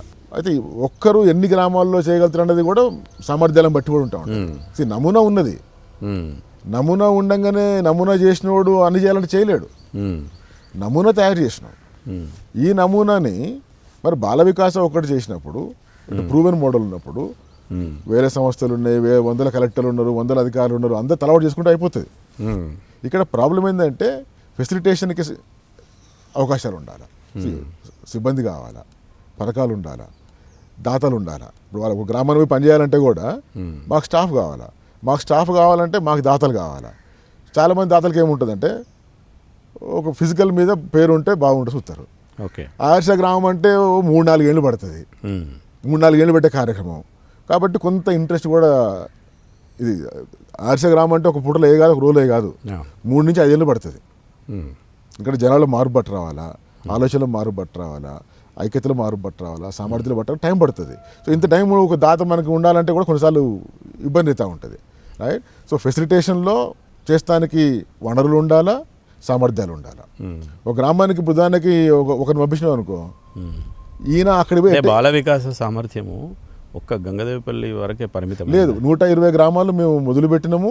వాళ్ళు దాదాపుగా 120 గ్రామాలలో 40-50 గ్రామాలు జిల్లా స్థాయిలో, రాష్ట్ర స్థాయిలో అవార్డు పొందే గ్రామాలు ఉన్నాయి. ఏది స్వచ్ఛ గ్రామం తరపున కావచ్చు, సెంట్రల్ గవర్నమెంట్ అనౌన్స్ చేసిన దాంట్లో వచ్చినాయి, చాలా గ్రామాలకు వచ్చినాయి. I can give you list, చాలా గ్రామాలు వచ్చినాయి. ఇటు సిద్దిపేట కానీ, అటు బెజ్జంకికల్లి కానీ, ఇటు హుస్నాబాద్కల్లి కానీ, హుజురాబాద్కల్లి కానీ చాలా గ్రామాలలో అవార్డులు వచ్చినాయి, రైట్. కాకపోతే గంగదేవిపల్లి లాగా అది రిలయన్స్ కంపెనీ, చిన్న కంపెనీ రైట్. టైం పడుతుంది దానికి, అది రైట్. సో చేసినాం. కాకపోతే మా దురదృష్టం ఏమైందంటే ప్రోగ్రామ్ మంచి పీక్లోకి వచ్చింది, కోవిడ్ వచ్చింది. కోవిడ్ అప్పుడు ఏమవుతుంది, మనం ఊర్లో పోలేకపోయినాం, మీటింగ్లు పెట్టలేకపోయినాం, అది అనివార్యం అయిపోయింది. సో ఎప్పుడైతే జనాలతో నువ్వు ఆ మీటింగ్లు పెట్టకపోతే, ఆ చర్చ జరగకపోతే ఈ 3-4 ఏళ్ళు కట్టినటువంటి నిర్మాణం కూడా కూలిపోయే ప్రమాదం వచ్చింది. సో ఇప్పుడు మళ్ళీ ఖచ్చితంగా రేపు మళ్ళీ సర్పంచ్లు కొత్త వచ్చిన తర్వాత 5 ఏళ్ల పరిమితి ఉంటుంది కదా, right. We're going to launch a programme called Gram Panchayat incubation. ఒకటి ఆదర్శ గ్రామ మోడల్ ఒకటి ఉంటే, ఇంకోటి కేవలం శిక్షణలు, ప్రేరేపణ, నిరంతరం వాళ్ళకి చేసుకునేటువంటి కార్యక్రమాలు. మీ గ్రామాలు ఎక్కువ పోము మేము, లీడర్లకి మాత్రం ట్రైనింగ్ ఇస్తే, లీడర్ మాత్రం చేస్తే వాళ్ళు పోయి చేస్తట్టుగా, అది ఇంక్యుబేషన్ కింద వస్తుంది. కొన్ని గ్రామాల్లో మనం పోయి అక్కడ మనకి వీలైన పథకాలు కూడా చేయడం, కొన్ని డబ్బులు ఇచ్చి చేసే కార్యక్రమాలు కొన్ని ఉంటాయి. డబ్బులు ఇవ్వలేకుండా కూడా, ఉదాహరణకు నువ్వు సర్పంచ్ ఉన్నావు, కొంచెం చదువుకున్నావు, మంచి ఆరాటం ఉన్నది, కానీ అనుభవం లేక ఏం చేయాలో తెలియని ఉన్నారు చాలామంది. పాపం ఎట్ట చేయాలో తెలియక ఫెయిల్ అయిన లీడర్లు చాలామంది ఉన్నారు. సో అటువంటి ప్రేరేపణ మనం కలిగించుకుంటూ కొన్ని 100 అట్లాంటి ట్రైనింగ్ ఇస్తున్నట్టున్నారు కదా. అంటే ఏది అంటే గ్రామ పంచాయతీ సర్పంచ్లకు కాదు, చాలామంది పబ్లిక్ రిప్రజెంటేటివ్స్కి ఇస్తున్నారు కదా. ఇచ్చినా కానీ దాంట్లో ఒక మాట అంటే, మీరు మీ అబ్జర్వేషన్లో అసలు ఎంపికైన లీడర్లకి వాళ్ళకున్న అండ్ సొసైటీకి సంబంధించిన అండర్స్టాండింగ్ లెవెల్స్ ఏంటి? చదువు ఉంటుంది, చదువున్నా లేకపోయినా సొసైటీని మీరు ఇంతకుముందు అన్నట్టు ఎట్లా అభివృద్ధి చేయాలనే వాళ్ళకు ఒక అవగాహన లేకపోవడం, వాళ్ళ లెవెల్స్ ఏ స్థాయిలో ఉన్నాయి, మీరు ఎట్లా వాటిని ఇంప్రూవైజ్ చేస్తారు? చాలా మంచి ప్రశ్న వేసినట్టు ఇది. ఎందుకంటే నా 36 ఏళ్ళ ప్రజా జీవితంలో కొన్ని వేల సర్పంచులతోని కలిసి పనిచేసినాం, కలిసి వేదికల మీద కూర్చున్నాం. ఇవాళ గ్రామాలు అభివృద్ధి కాకపోవటానికి కారణం అందరూ చాలామంది నిధులు లేక అంటూ ఉంటారు. నిధులు లేక అనేది ఒకటి చిన్నదైతే, అసలైన సమస్య ఏంటంటే ఇవాళ మనకి గ్రామాల్లో నాయకులు ఉన్నారు, కానీ అసలైన సమస్య ఏంటంటే నాయకుల్లో నాయకత్వం లేక. నాయకుడు అనగానే ఎన్నికగా నాయకుడు కాదు, జన సమీకరణకు సామర్థ్యాలు ఉండాలా, జనాలను ప్రేరేపిస్తానికి సామర్థ్యం ఉండాలా, రైట్? గ్రామానికి ఒక ప్రణాళిక వేసుకొని గ్రామానికి ఒక విజన్ క్రియేట్ చేసడంలో సామర్థ్యాలు ఉండాలి. మరి రాజకీయ పార్టీలకు, మీటింగ్లకు, సభలకు, సమావేశాలకు చాలా భారీ ఎత్తున జనాన్ని సమీకరించి లారీలు ఆటోలలో తీసుకుపోతారు కదా, ఆ సమీకరణ డబ్బులు కట్టి పట్టుకుపోయేది కదా. డబ్బులు కట్టి పట్టుకుపోయే సమీకరణ కాదు, మరి అది పెట్టుబడి. ఇట్స్ నాట్ సమీకరణ. ప్లీజ్ డోంట్ కాల్ ఇట్ సమీకరణ. అది పెట్టుబడి. ఒక మంచి కోసం స్వచ్ఛందంగా వచ్చే రకంగా ప్రేరేపించడం అనేది సమీకరణ. డబ్బులు ఇచ్చి చేసుడు కాదు. బాలక నా గుండెలో ఉన్నారు. కొన్ని సంవత్సరం ముందు నన్ను వరంగల్ పిలిపించి ఒక నిద్ర నుంచి లేపినట్టు, బికాజ్ నిజంగా అంతవరకు నాకు తెలియదు. ఎక్కడో చదువేమో ఎక్కడో విన్నాము, కానీ నిజంగా మన సమాజంలో చదువుకునే వాళ్ళు కూడా ఇట్లా చేస్తున్నారని నాకు నమ్మకం లేదు. ప్రభుత్వం చేసిన ప్రయత్నాల గురించి, బాల వికాస చేసే కార్యక్రమాల గురించి, ఆడపిల్లల్ని త్వరగా పెళ్లి చేపియొద్దు, చదివించు, ఎంత మంచి మాటలు. ఆడవాళ్ళు సొంత కాళ్ళలో నిలబడితే పెళ్ళి అయితే సరే, పెళ్ళి ఆకపోతే సరే, వితంతులు అయితే సరే, తేడా లేదు, అస్సలు తేడా లేదు. చదువుకుని సొంత కాళ్ళలో నిలబడాలి, అది ఒక్కటే లక్ష్యం. బాల వికాస సంబంధించిన ఇంకో కార్యక్రమానికి వస్తే ఏటీఎం లాగా ఏటీడబ్ల్యూ అని, ఎనీ టైం వాటర్, ఇది ఒక వినూత్నమైన ఆలోచన. ఫినాన్షియల్గా అసలు సాధ్యం కానిది. ఇప్పుడు 10-15 రూపాయలకు లీటర్ వచ్చే వాటర్ని 5 రూపాయలకు క్యాను, ఇట్లా అది ఎట్లా సాధ్యమైంది? ఈ ఆలోచన ఎందుకు వచ్చింది మీకు? ఈ మంచినీటి పథకం, శుద్ధీకరణ పథకాన్ని కూడా దాదాపు ఇప్పుడు 20 ఏళ్ళు దాటింది. భారతదేశంలో ఆల్రెడీ ఆర్ఓ ప్లాంట్లు, వాటర్ ప్లాంట్లు నడుస్తాయి మార్కెట్లో. ఆ మార్కెట్లో ఉన్నటువంటి ప్లాంట్ల నుంచి గ్రామీణ ప్రాంతాలలో 10% జనాభా మాత్రమే, ఎవరైతే ధనికులు ఉన్నారో వాళ్ళు మాత్రమే కొనగలుగుతారు. ఎందుకు కొంటారు అంటే ముఖ్యంగా మన ఆంధ్రప్రదేశ్, తెలంగాణలో, ఎక్కడైతే రాయలసీమ కావచ్చు, తెలంగాణలో కావచ్చు, ఫ్లోరైడ్ సమస్య చాలా భయంకరంగా ఉంది. మనం మీరు చూసింది కదా, కొన్ని వేల మంది అంగవైకల్యం పొందడము, లక్షల మందికి పండ్లు గారబట్టడము, కాళ్ళెక్కలు గుంజడం, అనేక సమస్యలు ఉన్నాయి. దీని నుంచి బయటపడటానికి మార్గాలు దొరకక గొప్పవాళ్ళు మాత్రం 10% మంది 20 రూపాయల క్యాన్కి పైసలు పెట్టి బయట కొనుక్కుంటారు. మరి 90% కొనలేకపోతారు. 20-25 years బ్యాక్ 100 రూపాయలు కూలి ఉన్నప్పుడు 20 రూపాయలు నీళ్ళు పెట్టాలంటే ఎవరు పెడితే పెట్టలేరు, కొనలేకపోతారు. కానీ ఎవరైతే కొనలేకపోతారో, ఈ నీళ్లు కొనటానికి ఎంత ఖర్చు పెడతారో అంతకంటే ఖర్చు వాళ్ళు పెడతారు. ఎవరు? నీళ్ళు కొనుక్కునే వాళ్ళు. ఎందుకు? దవాఖాన ఖర్చు పెడతారు, మందులు ఖర్చు పెడతారు, రోగం పడితే నాగా పడుతుంది అంటే కూలి. ఈ నష్టం చూసుకుంటే క్యాను కొన్న వాళ్ళకంటే కూడా క్యాను కొనడం వాళ్ళ ఖర్చు ఎక్కువ, నష్టం ఎక్కువ ఉంటుంది. దీన్ని చూసి ఎట్లా చేస్తే ప్రజలకు అందుబాటులో వస్తుంది, కమర్షియల్ వాళ్ళు ఇవ్వలేరు. కాబట్టి ప్రజలే నడిపేటువంటి ఒక సామాజిక వ్యాపార పరంగా నీళ్ళు ఉచితంగా ఇవ్వలేము మనం. చలివేంద్రం అంటే 2 నెలలు ఇస్తావు, కానీ దాత డబ్బులు ఉంటే నిరంతరం నీళ్ళు ఇవ్వాలంటే ఖచ్చితంగా దానికి ఆదాయం ఉండాలి. కాబట్టి జనాలు కట్టేటువంటి స్థాయిలో ఉండాలి, ఇది నడిచే స్థాయిలో ఉండాలి, లాభాపేక్ష లేకుండా ఉండాలి. చెప్పానంటే ఆ రోజుల్లో లెక్కేసుకుంటే 2 రూపాయల క్యాన్, 2 రూపాయలకి క్యాన్, 20 రూపాయల క్యాన్ కడితే కరెంటు బిల్లు, జీతాలు, రిపేర్లు అన్నీ కూడా వెళ్ళేటువంటి వ్యవస్థ వచ్చింది. అయితే ఎప్పుడైతే ప్లాంట్ పెట్టినామో ఇక ఊర్లో అందరు 2 రూపాయలు పెట్టినారు. అంతకుముందు 10% కొనేటోళ్ళు. ఇది పెట్టిన తర్వాత ఎంత గరీబోలో 2 రూపాయలు, చాయ్ మందం కూడా కాదు, 60 రూపాయలు స్టార్టింగ్లో, రైట్? కాబట్టి అందరు దావుడు మొదలు పెట్టినారు. ఓ 3 నెలల్లో గ్రామంలో వాతావరణం మారిపోయింది. ఈ కాళ్ళెక్కలు గుంజు తగ్గిపోయినాయి తక్షణంగా, రైట్. ఈ వాంతులు విరోచనాలు ఉంటాయి, అవి తగ్గిపోయినాయి. ఇక ముసలి కూడా బిడ్డ పానం బాగుందని చెప్పి పరిస్థితి. ఇక 6 months తర్వాత ఏమైందంటే కొన్ని గ్రామాల్లో ఎక్కడైతే ప్లాంట్ పెట్టినామో మాకు శత్రువులు మొదలయ్యారు. ఎక్కడైతే గ్రామంలో జనాలందరూ నీళ్లు తాగి మంచిగా హ్యాపీగా ఉంటుండ్రో ఆడ మాకు శత్రువులు మొదలయ్యారు. ఎవరయ్యా అంటే ఊళ్ళో ఆర్ఎంపీ డాక్టర్. ఆయనకి నికరంగా 30-40% ఆదాయం పడిపోయింది. నిజమా అది? అట్లా వాస్తవం. ఎందుకంటే చాలా జబ్బులు గ్రామీణ ప్రాంతాల్లో మన నీటి కలిసి వాటర్ బౌండ్ డిసీజెస్ ఉంటాయని తెలుసు, కానీ ఇట్లా అంటే ఒక ప్రయోగాత్మకంగా ఆచరణలో కనబడి అంటే సర్వే కూడా ఇచ్చినాం కదా. ఆర్ఎంపీలు ఎట్లా ఏం గొడవ చేశారు మరి? ఇక వాళ్ళు ఏం చేస్తారంటే ఇప్పుడు నువ్వు మళ్ళీ ఏదో నాకు ఏదో జ్వరం వచ్చింది నాకు మామూలుగా ఈ బాణ జడిసో లేకపోతే ఎట్లా జ్వరం వచ్చింది ఆడి పోగానే చేయి పట్టుకుని ఆడి పట్టుకుంటారు కదా, ముచ్చట పెట్టుకుంటూ ఏం చేస్తున్నా బిడ్డ ఏం చేద్దాం మాట్లాడుకొని ఏం తాగినావు బిడ్డ అంటారు. నీళ్ళే తాగుతున్నావు అంటారు. బాలవికాస్ అయ్యి గదికి వచ్చింది అంటాడు ఆయన. ఓహో జ్వరం అంటే బాలవికాస్ నీళ్ళు తాగితే వచ్చింది చెప్పని అంటాడు. అంటే మళ్ళీ ఆయనకి మీరు తాగుడు బంద్ చేయండి నాకు గిరాకి రావాలి మళ్ళీ అంటే నెగిటివ్లో కొంతమంది అంటే అందరూ అంటారు. ఎందుకంటే కొన్ని గ్రామాల్లో కూడా కొంతమంది గ్రామాల్లో డాక్టర్లే మా కమిటీలలో ఉన్నారు పాపం, వాళ్ళే సేవలు చేసి డాక్టర్లే. ఎందుకంటే వాళ్ళకు కొంచెం మంచి చేయాలని ఉన్నారు. కొందరిని చెప్తాను అంటే దాని మార్పు చెప్తాను నేను. కొందరు అన్ని గ్రామాలు కాదు 5-10 మంది ఎట్లున్నారంటే నెగిటివ్ చెప్పుకొచ్చిండ్రు అన్నమాట. ఇది రాకండి తాగితే మీకు కొత్త చెప్పానట్టుగా మళ్ళీ మేము ఆ గ్రామాలకు పోయి రైట్ ఇంకొక డాక్టర్ని పట్టుకొచ్చి పెద్ద డాక్టర్ని పట్టుకొచ్చి వాళ్ళతో మళ్ళీ చెప్పించి చేయాల్సిన పరిస్థితి వచ్చింది అన్నమాట. సో అట్లా ఇంపాక్ట్ వచ్చేసరికల్లా డిమాండ్ బాగా పెరిగిపోయింది. అంటే ఒక 2-3 నెలల్లో మీకు ఈ కాలు డెక్కలు గుంజుడు గ్రామాల్లో కొత్తగా పిల్లలకి మళ్ళీ పండ్లు గారబెట్టే వ్యవస్థ పోయింది.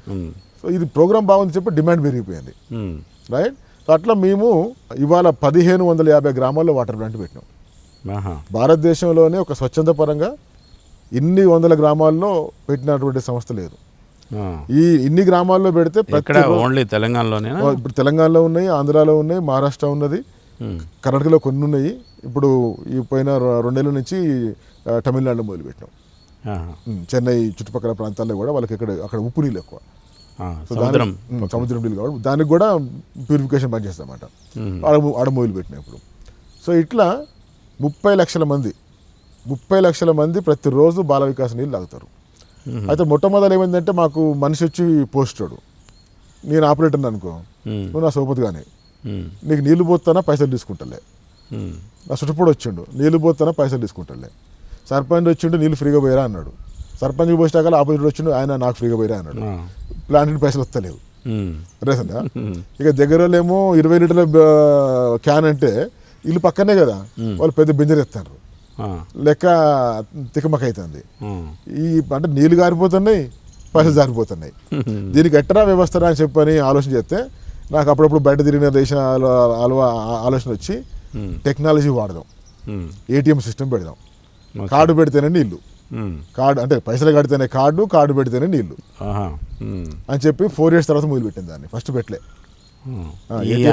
ఈ చేదు అనుభవాల నుంచి ఒక గుణపాఠం నేర్చుకొని టెక్నాలజీని గ్రామీణ ప్రాంతాన్ని పట్టుకొచ్చి ఇప్పుడు ఈ టెక్నాలజీ ఏమైందంటే నువ్వు అర్ధరాత్రి పో మిట్ట మధ్యాహ్నం పో ఆడ మనిషి ఉండడు, దుకాణం మూసుకొని ఉంటుంది, నల్లా బయట ఉంటుంది, ఏటీఎం పెట్టినట్టుగా కార్డు పెట్టాలి బయట, నీకు కరెక్ట్ 20 లీటర్ నీళ్ళు వస్తుంది. నువ్వు గోళం పట్టుకపో, బిందె పట్టుకపో, చిన్న సర్వం పట్టుకపో, ఏదైనా పట్టుకపో నీకు పోసే అదే 20 లీటర్ పోతుంది. అవునా? సో దానితోని పథకాలు ఆర్థికంగా గట్టిపడ్డాయి. రెండోది సర్వే చేసినాము. అంతకుముందు గ్రామంలో 200 క్యాన్లు పోయే రోజుంటే 220 క్యాన్లు పోతున్నాయి. తాగుడు ఎక్కువైంది. ఎందుకు? ఇంతకుముందు క్యాన్ పట్టుకున్నారు, సాయంత్రం పూట రాత్రిపూట 9 గంటలకి క్యాన్లు అయిపోతున్నాయి, 2 లీటర్లే ఉన్నాయి. ఇక సర్దుకొని తాగాల. ఎందుకు? పొద్దుగాల అయితే మళ్ళీ క్యాన్ దొరుకుతాయి, సర్దుకొని తాగాల. రేదా ఇప్పుడేమవుతుంది, క్యాన్ ఎప్పుడైపోతే అప్పుడు పోయి నువ్వు కార్డు పట్టి తెచ్చుకో. దాంతో 10% నీటి వినియోగం కూడా పెరిగింది. సో అట్లా ఒక మంచి తాగునీటి విప్లవానికి బాల వికాసాన్ని అందివలకి ఇక దీన్ని చూసిన తర్వాత ప్రభుత్వాలు మొదలుపెట్టినాయి, వేరే ఎన్జిఓలు మొదలుపెట్టినారు, ఇప్పుడు కార్పొరేట్ సిఎస్ఆర్లు మొదలుపెట్టినారు, రైట్. వాస్తవంగా 2015లో మన దేశ ప్రభుత్వం ఎప్పుడైతే సిఎస్ఆర్ కంపెనీలు వాళ్ళ లాభాల నుంచి చారిటీ చేయాలని మొదలుపెట్టిందో ఆ చట్టం మీద ఇచ్చినప్పుడు భారత మినిస్ట్రీ ఆఫ్ కార్పొరేట్ అఫైర్స్ వాళ్ళు దేశంలో ఉన్నటువంటి ఒక 6 మంచి నమూనాలు, పథకాల నమూనాలు ఎటువంటి పథకాలు కంపెనీ వాళ్ళు చేస్తే వాళ్ళకి జనాలకు బాగుంటుంది అని ఎందుకంటే కంపెనీకి అనుభవం లేదు కదా, డబ్బులు ఉన్నాయి వాళ్ళ కాడ, కానీ అవగాహన లేక అనుభవం లేక ఇబ్బంది పడతారు. కాబట్టి ప్రభుత్వ పరంగానే దేశం మొత్తం నుంచి ఆరు మంచి పథకాలు కంపెనీలకి ప్రపోజ్ చేసింది అన్నమాట. అటువంటి 6 పథకాలలో 2 పథకాలు బాల వికాస్ అయ్యి. ఏదేది? ఒకటేమో వాటర్ ప్లాంట్లది, 2 చెరువు పూడికలు. ఇక దేశం అంతా చెరువులు ఉన్నాయి, చెరువులు అన్నీ పాడైపోతున్నాయి. కాబట్టి కార్పొరేట్ కంపెనీలు డబ్బులు పెట్టి తక్కువ డబ్బులతో చెరువులు రిపేర్ చేస్తే ఎక్కువ మందికి లాభం, ఎక్కువ లాభాలు. దేశం అంతా నీళ్ళ సమస్య ఉన్నది, నీళ్ళు ఉన్నాయి, కలుషిత నీళ్ళు. ఒక దగ్గర ఏమో కాలువలో నీళ్లు, ఒక దగ్గర వాగుల్లో నీళ్లు, ఒక దగ్గర బావిలో నీళ్లు, ఒక దగ్గర కంపెనీల కలుషిత నీళ్లు. అనేక రకాల ప్రాంతాలు అనేక రకాల కలుషిత సమస్యలు ఉన్నాయి.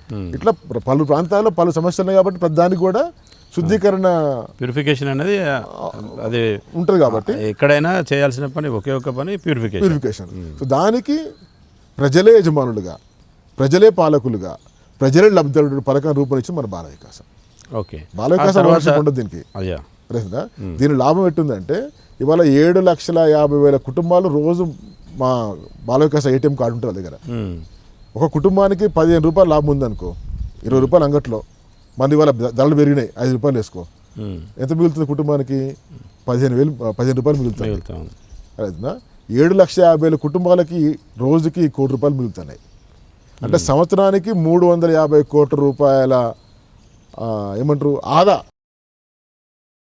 ఈరోజు బాల వికాస సంస్థ రాష్ట్రంలో పట్నే దేశంలో పట్నే ఎవ్వరి ఆలోచించని విధంగా వితంతువులను తీసుకొచ్చి గ్రామ స్థాయి లోపల సభలు పెట్టి, మండల స్థాయిలో సభలు పెట్టి, జిల్లా స్థాయిలో సభలు పెట్టి, రాష్ట్ర స్థాయిలో సభలు పెట్టి మీకు ధైర్యం నూరిపోసిన ఘనత ఇలా బాల వికాసం కూడా ఈ సందర్భంగా మా బాలక్కకు ప్రత్యేకంగా నేను కృతజ్ఞతలు తెలియజేస్తున్నా.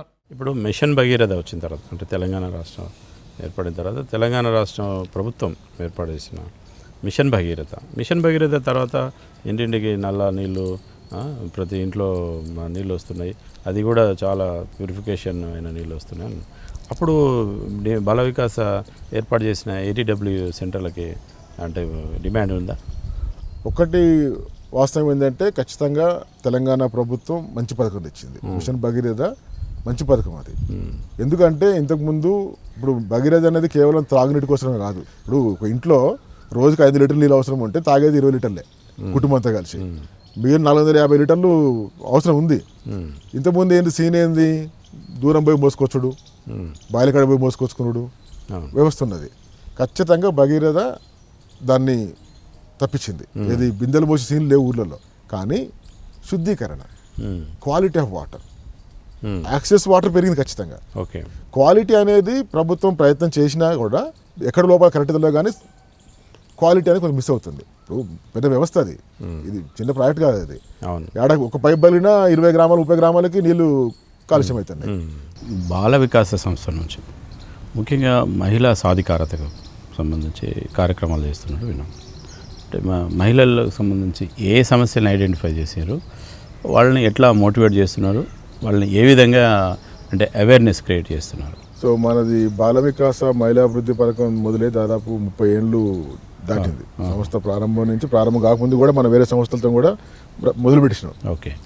సో దీని ప్రధాన ఉద్దేశం ఏంటంటే ఇవాళ మహిళల్లో కేవలం ఆర్థిక సమస్య మాత్రమే కాదు, వివక్ష, రైట్, సో అనేక సమస్యలు ఉన్నాయి, సామాజిక సమస్యలు ఉన్నాయి. సో కాబట్టి కేవలం ఆర్థిక సమస్య పరిష్కారం కోసం ప్రయత్నం చేస్తే సంపూర్ణ అభివృద్ధి అనేది సాధ్యం కాదు. కాబట్టి అన్ని కోణాలలో వాళ్ళకి సహకారంగా ఉండాలని చెప్పినట్టుగా 3 స్థాయిల్లో వాళ్ళకి సామర్థ్యాలు పెంచడానికి ప్రయత్నం చేసినాం. దాన్ని మనం 3H అంటాం. ఓకే. ఒకటి హెడ్ లెవెల్లో, రెండోది హార్ట్ లెవెల్లో, మూడోది హ్యాండ్ లెవెల్లో. హెడ్ లెవెల్ అంటే తలబలం, జ్ఞాన బలం. ఎందుకంటే అంటే పథకం మొదలుపెట్టినప్పుడు చదువు లేని తను, ఎక్కువ అవగాహన లేని పరిస్థితులలో వాళ్ళ ఆలోచనలు వేరుంటాయి. సో కాబట్టి వాళ్ళు మంచి ఆలోచనలు చేయాలి, మంచి నిర్ణయాలు చేయాలి, మంచి యాజమాన్యం చేయాలి అని అంటే మంచి అవగాహన కావాలి.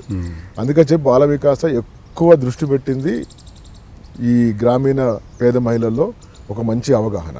అనేక రంగాలలో, అనేక కోణాలు, ఇటు కుటుంబ పరంగా కావచ్చు, వ్యక్తిత్వ పరంగా కావచ్చు, ఆరోగ్య పరంగా కావచ్చు, వ్యాపారాల పరంగా కావచ్చు, ఎక్కడైనా కానీ అవగాహన బాగలేకపోతే ఏమైందంటే 10,000 ఇచ్చిన వాళ్ళకు సరిగ్గా వ్యాపారం చేయలేక ఆ 10,000 రూపాయలు 5,000 అయితే 5,000 వచ్చేవాడికి -5,000 అవుతుంది. ఓకే, అదే మంచి అవగాహన ఇచ్చినాం అనుకో, నిర్ణయాలు బాగుంటాయి, యాజమాన్యం బాగుంటుంది, 10,000 ఇస్తే 50,000 చేస్తారు. సో కాబట్టి ఈ డబ్బు కంటే ముందు కూడా ఈ తలబలం, జ్ఞానబలం పెంచాలని చెప్పని అనేక రకాల శిక్షణలు ఇక్కడ బాల వికాసంలో కావచ్చు, గ్రామీణ ప్రాంతాలలో నెలవారీ మీటింగ్లలో కావచ్చు, తర్వాత ప్రాంతాల వారీగా చాలా ఉంటాయి అన్నమాట. ఓకే, అది శిక్షణల పరంగా, పాటల పరంగా, పుస్తకాల పరంగా, వీడియోల పరంగా, డ్రామాల పరంగా ఎన్ని తీర్ల అవకాశం ఉంటే అన్ని తీర్లుగా దాన్ని చేస్తా ఉన్నాం. దాని తర్వాత గుణబలం, మనిషిన తర స్వార్థాలు ఉంటాయి, అవునా, కుళ్ళు కుతంత్రాలు ఉంటాయి. కాబట్టి గుణం మన గొప్పది దాకా మనిషి గొప్ప కాలేవు. కాబట్టి గుణాన్ని ఎట్లా పెంచాలని చెప్పినట్టుగా కొంచెం స్వార్థం పక్కకు పెట్టి ఎట్లా కుటుంబాన్ని అంటే ఇంట్లోనే ఉంటాయి. ఫస్ట్ రాజకీయం మొత్తం ఇంట్లోనే మొదలవుతుంది. అవునా, సో అత్తతోనెట్ట బాగుండాలా, భర్తతోనెట్ట బాగుండాలా, పక్కింటితోనే బాగుండాలా, బాగుంటే మనకు వచ్చే లాభం ఏంటిది? సకల రోగాల కారణం ఈర్ష్యలు. రైట్. సో కాబట్టి దాని మీద చెప్పడం, తర్వాత వాళ్ళలో వాళ్ళకి న్యూనత భావం, చదువు లేకనో, పైసలు లేకనో, అధికారం లేకనో ఉంటా ఉన్నాయి. So how can we build confidence in them? So అట్లా గుణబలాన్ని పెంచడానికి కూడా అనేక రకాల మోటివేషన్స్ చేయడం జరిగింది. దాని తర్వాత నైపుణ్యాలు, హ్యాండ్ లెవెల్ అంటే ఏది, ఒక నాయకత్వ లక్షణం కావచ్చు, ఒక వ్యాపార నిర్వహణ విధానం కావచ్చు, గ్రామంలో పనిచేయాలంటే ఎట్లా జనసమీకరణ చేసుకోవాలని చెప్పి ఇక్కడ ఇటు 3 రకాల బలాలు వచ్చే రకంగా మనం ప్రయత్నం చేసినాం. కాబట్టి మేము ఎప్పుడు దీన్ని సెల్ఫ్ హెల్ప్ గ్రూప్లు అనం. మేము సెల్ఫ్ హెల్ప్ గ్రూప్ అంటే సొంతం కోసం, మరి మహిళా సంఘాలు అంటే ప్రతి మహిళ కూడా తన అభివృద్ధితో పాటుగా తన కుటుంబ అభివృద్ధి, తన గ్రామాభివృద్ధిలో వాళ్ళు పాత్ర వహించాలనే సంకల్పంతో వాళ్ళు మనం తయారు చేసినాం. లక్కీగా కొన్ని వేల మంది ఇవాళ మన సంస్థ యొక్క ప్రేరేపణతోని.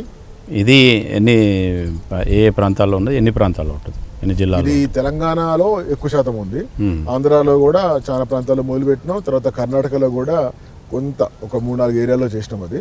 సో మొత్తం మీద 3 లక్షల మంది మహిళలు మన బాల వికాస సంఘాల్లో చేరడం జరిగింది.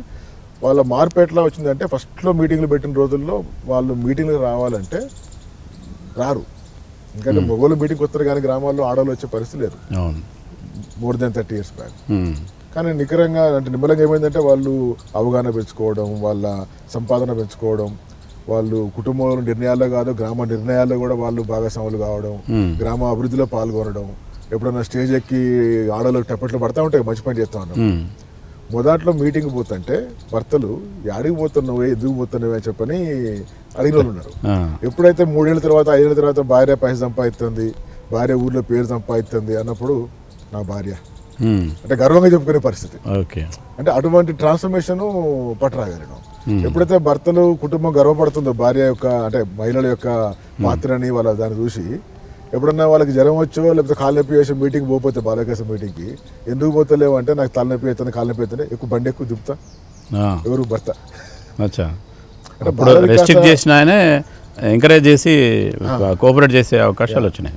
బాల వికాస మీటింగులకు వచ్చే వాళ్ళు డబ్బు కోసం వచ్చే వాళ్ళు తక్కువ, ఈ జ్ఞానం కోసం, తెలివి కోసం. అంటే జర మాట తీరు మారుతుంది, ఆలోచన తీరు మారుతుంది. కాబట్టి ఇది బాగుంది అని చెప్పని చూస్తారు కదా, నీ ప్రవర్తన చూస్తారు మీటింగ్ పోతుంటే, నిన్ను చూసి పక్కన అరే నీ కూడా పోతే బాగుంటుంది అని బాల వికాసలో చాలా మంది చేరిన వాళ్ళు ఈ తలబలం కోసం. ఓకే, అంటే అట్లా ఒక పొదుపు సంఘాలాగా చేస్తారా, ఏం చేస్తారు? పొదుపు అనేది ఒక సాధనం, జనాలు కలుపుతానికి ఒక సాధనమే కానీ పొదుపు ఒకటే కాదు. అంటే ఆర్థిక అభివృద్ధి అనేది ఒక కోణం మాత్రమే. రైట్. సో గ్రూపులు ఉన్నాయి, రైట్. ఇంతకుముందు కేవలం గ్రూపుల్లాగా ఉండే, ఇప్పుడు దాన్ని మ్యాక్స్ సొసైటీ కింద కోఆపరేటివ్ సొసైటీ సంఘం తయారు చేసి రిజిస్టర్ చేసి వాళ్ళ పొదుపులు వాళ్ళు చేసుకుంటూనే ఉంటారు. సో వాళ్ళకి ఎవరికైతే పొదుపులు ఉన్నాయి, లోన్లు ఉన్నాయి అనుకున్న వాళ్ళకి వ్యాపార శిక్షణ కూడా ఇస్తున్నాం మనం. కేవలం ఆర్థికపరమైన అంశాలే కాకుండా అంటే మహిళలకు సంబంధించిన సామాజిక అంశాల మీద కూడా పనిచేస్తున్నాం అని చెప్పారు. ఎలాంటి సామాజిక అంశాల మీద పనిచేస్తున్నారు, ఎలాంటి మార్పులు వచ్చినాయి? ఈ సామాజిక మార్పు అనేది 2 కోణాలు పనిచేసినాం. ఒకటి కుటుంబాల్లో కానీ గ్రామాల్లో ఉన్నటువంటి వివక్ష, మామూలు మహిళ అంటే వివక్ష అనేవి ఉంటాయి కదా, దాన్ని రూపుమాపటానికి మహిళల్ని ఆత్మశైర్యం పెంపొందించడం, గ్రామంలో అవగాహన పట్టుకొచ్చి అయ్యా మహిళలు తక్కువేం కాదు, రైట్. మనకంటే కొన్నిసార్లు తోపుగానే ఉంటారు వాళ్ళు కొన్ని అంశాలలో. లెట్స్ రెస్పెక్ట్ దెమ్ అని చెప్పని సమాజాన్ని మారవడం, మహిళల్ని తయారు చేయడం. రెండవది ఏంటంటే ముఖ్యంగా వితంతువులది. రైట్. మేము ఈ లక్షల మందితో పనిచేస్తున్న క్రమంలో మా సంఘాలలోనే కొన్ని వేల మంది వితంతు మహిళలు ఉన్నారు. ఇట్లా గ్రూప్ మీటింగ్కి వచ్చినప్పుడు మా ప్రోగ్రాంలో ఇన్ని వేల మందితో పనిచేస్తాం కదా, 1,00,000 మంది పనిచేస్తాం కదా, దాదాపు ఒకప్పుడు 160 మంది పనిచేసిండ్రు ఏది మహిళా సంఘాల ప్రోగ్రాంకి. ఒక్క మొగలకు ఛాన్స్ లేదు, అందరు ఆడోళ్ళే. ఫౌండర్ బాల గారి కాడి నుంచి లతా మేనేజర్ కాడి నుంచి అందరూ ఆడోళ్ళే. ఎందుకంటే మొగోళ్ళు పోతే ఆడోళ్ళు కొన్ని చెప్పుకోలేరు. ఇది నాట్ ఓన్లీ ఆర్థిక అభివృద్ధి కార్యక్రమం కాదు కదా, మహిళల యొక్క సంపూర్ణ వికాసానికి కావాలన్నప్పుడు వాళ్ళ సాధకాలు వాళ్ళ బాధకాలు చెప్పాలంటే కొన్ని విషయాలు చెప్పుకోరు మొగోళ్ళతో. కాబట్టి ఆడోళ్ళే ఉంటే గనక, ఇంకోటి మొగోళ్ళు ఉంటే కొన్నిసార్లు ఈ ఆకర్షణలు ఇవన్నీ ఉంటాయి కదా, డిస్ట్రాక్ట్ అవుతూ ఉంటాయి. అవి వద్దని చెప్పి 100% మాకు మహిళలతోనే ప్రోగ్రామ్ నడిపించినమాట. సో ఆ క్రమంలో ఏమైందంటే వాళ్ళు చెప్పుకుంటూ ఉంటారు. మా వాళ్ళు ఎవరు కూడా ఊర్లో పోతే మేడము అని అనరు, అక్క అని పిలుస్తారు. మా వాళ్ళు ఒక కుటుంబ వ్యవస్థలాగా ఉంటుంది. అప్పుడు ఏమైందంటే వాళ్ళ మంచి చెప్పుకుంటారు, వాళ్ళ బాధలు కూడా చెప్పుకుంటా ఉంటారు. అట్లా ఈ గ్రూప్ మీటింగ్కి వచ్చినప్పుడు కొంతమంది మహిళలు ఏడుస్తూ ఉన్నారు.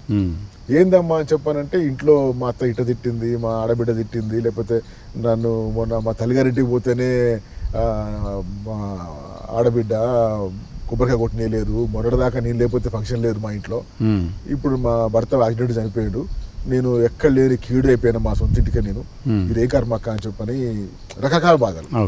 తర్వాత భర్త పోయిన తర్వాత పిల్లల్ని చదివించలేక ఆర్థిక బాధలు. రైట్. ఇటు వివక్ష ప్లస్ ఇటు ఆర్థిక బాధలు. ఇవన్నీ వింటా ఉంటుంటే ఖచ్చితంగా కరెక్టే కదా, మరి ఇది ఎక్కడో తప్పు జరుగుతుంది. మీరు సర్వే చేసినాం అనమాట, ఏది ఈ వితంతులతోనే 5,000 మందితో చేసినాం. యంగ్ విడోస్ అంటే 35 సంవత్సరాల కంటే కింద వాళ్ళనే. అంటే బాధలు అంటే అందరికి ఉంటాయి, కానీ చిన్నపిల్లల బాధలు ఇంకా పెద్ద బాధలు ఉంటాయి. అసలు ఏంటి సమస్యలు ఏంటిది, అసలు ఏంటి వాళ్ళ పరిస్థితి ఏంటిది, వాళ్ళ మానసిక పరిస్థితి ఏంటిది, సామాజిక పరిస్థితి ఏంటిది, ఆర్థిక పరిస్థితి ఏంటి, ఇవన్నీ కోణాలు మన సమాచారం కరెక్ట్ కావాలి కదా అని చెప్పి స్టడీ చేసినాం. 5,000 మంది స్టడీ చేస్తే ఒక భయంకర నిజం ఏంటంటే 29% మంది చచ్చిపోతానికి ఆలోచించారు. ప్రయత్నాలు చేసినట్టు కాకుండా చచ్చిపోతానికి ఆలోచన వాళ్ళు 29% మంది. అంటే అట్లా ఎందుకు ఆ వివక్ష నుంచి భరించలేక ఆత్మహత్య చేసుకుందాం అనుకున్నారు.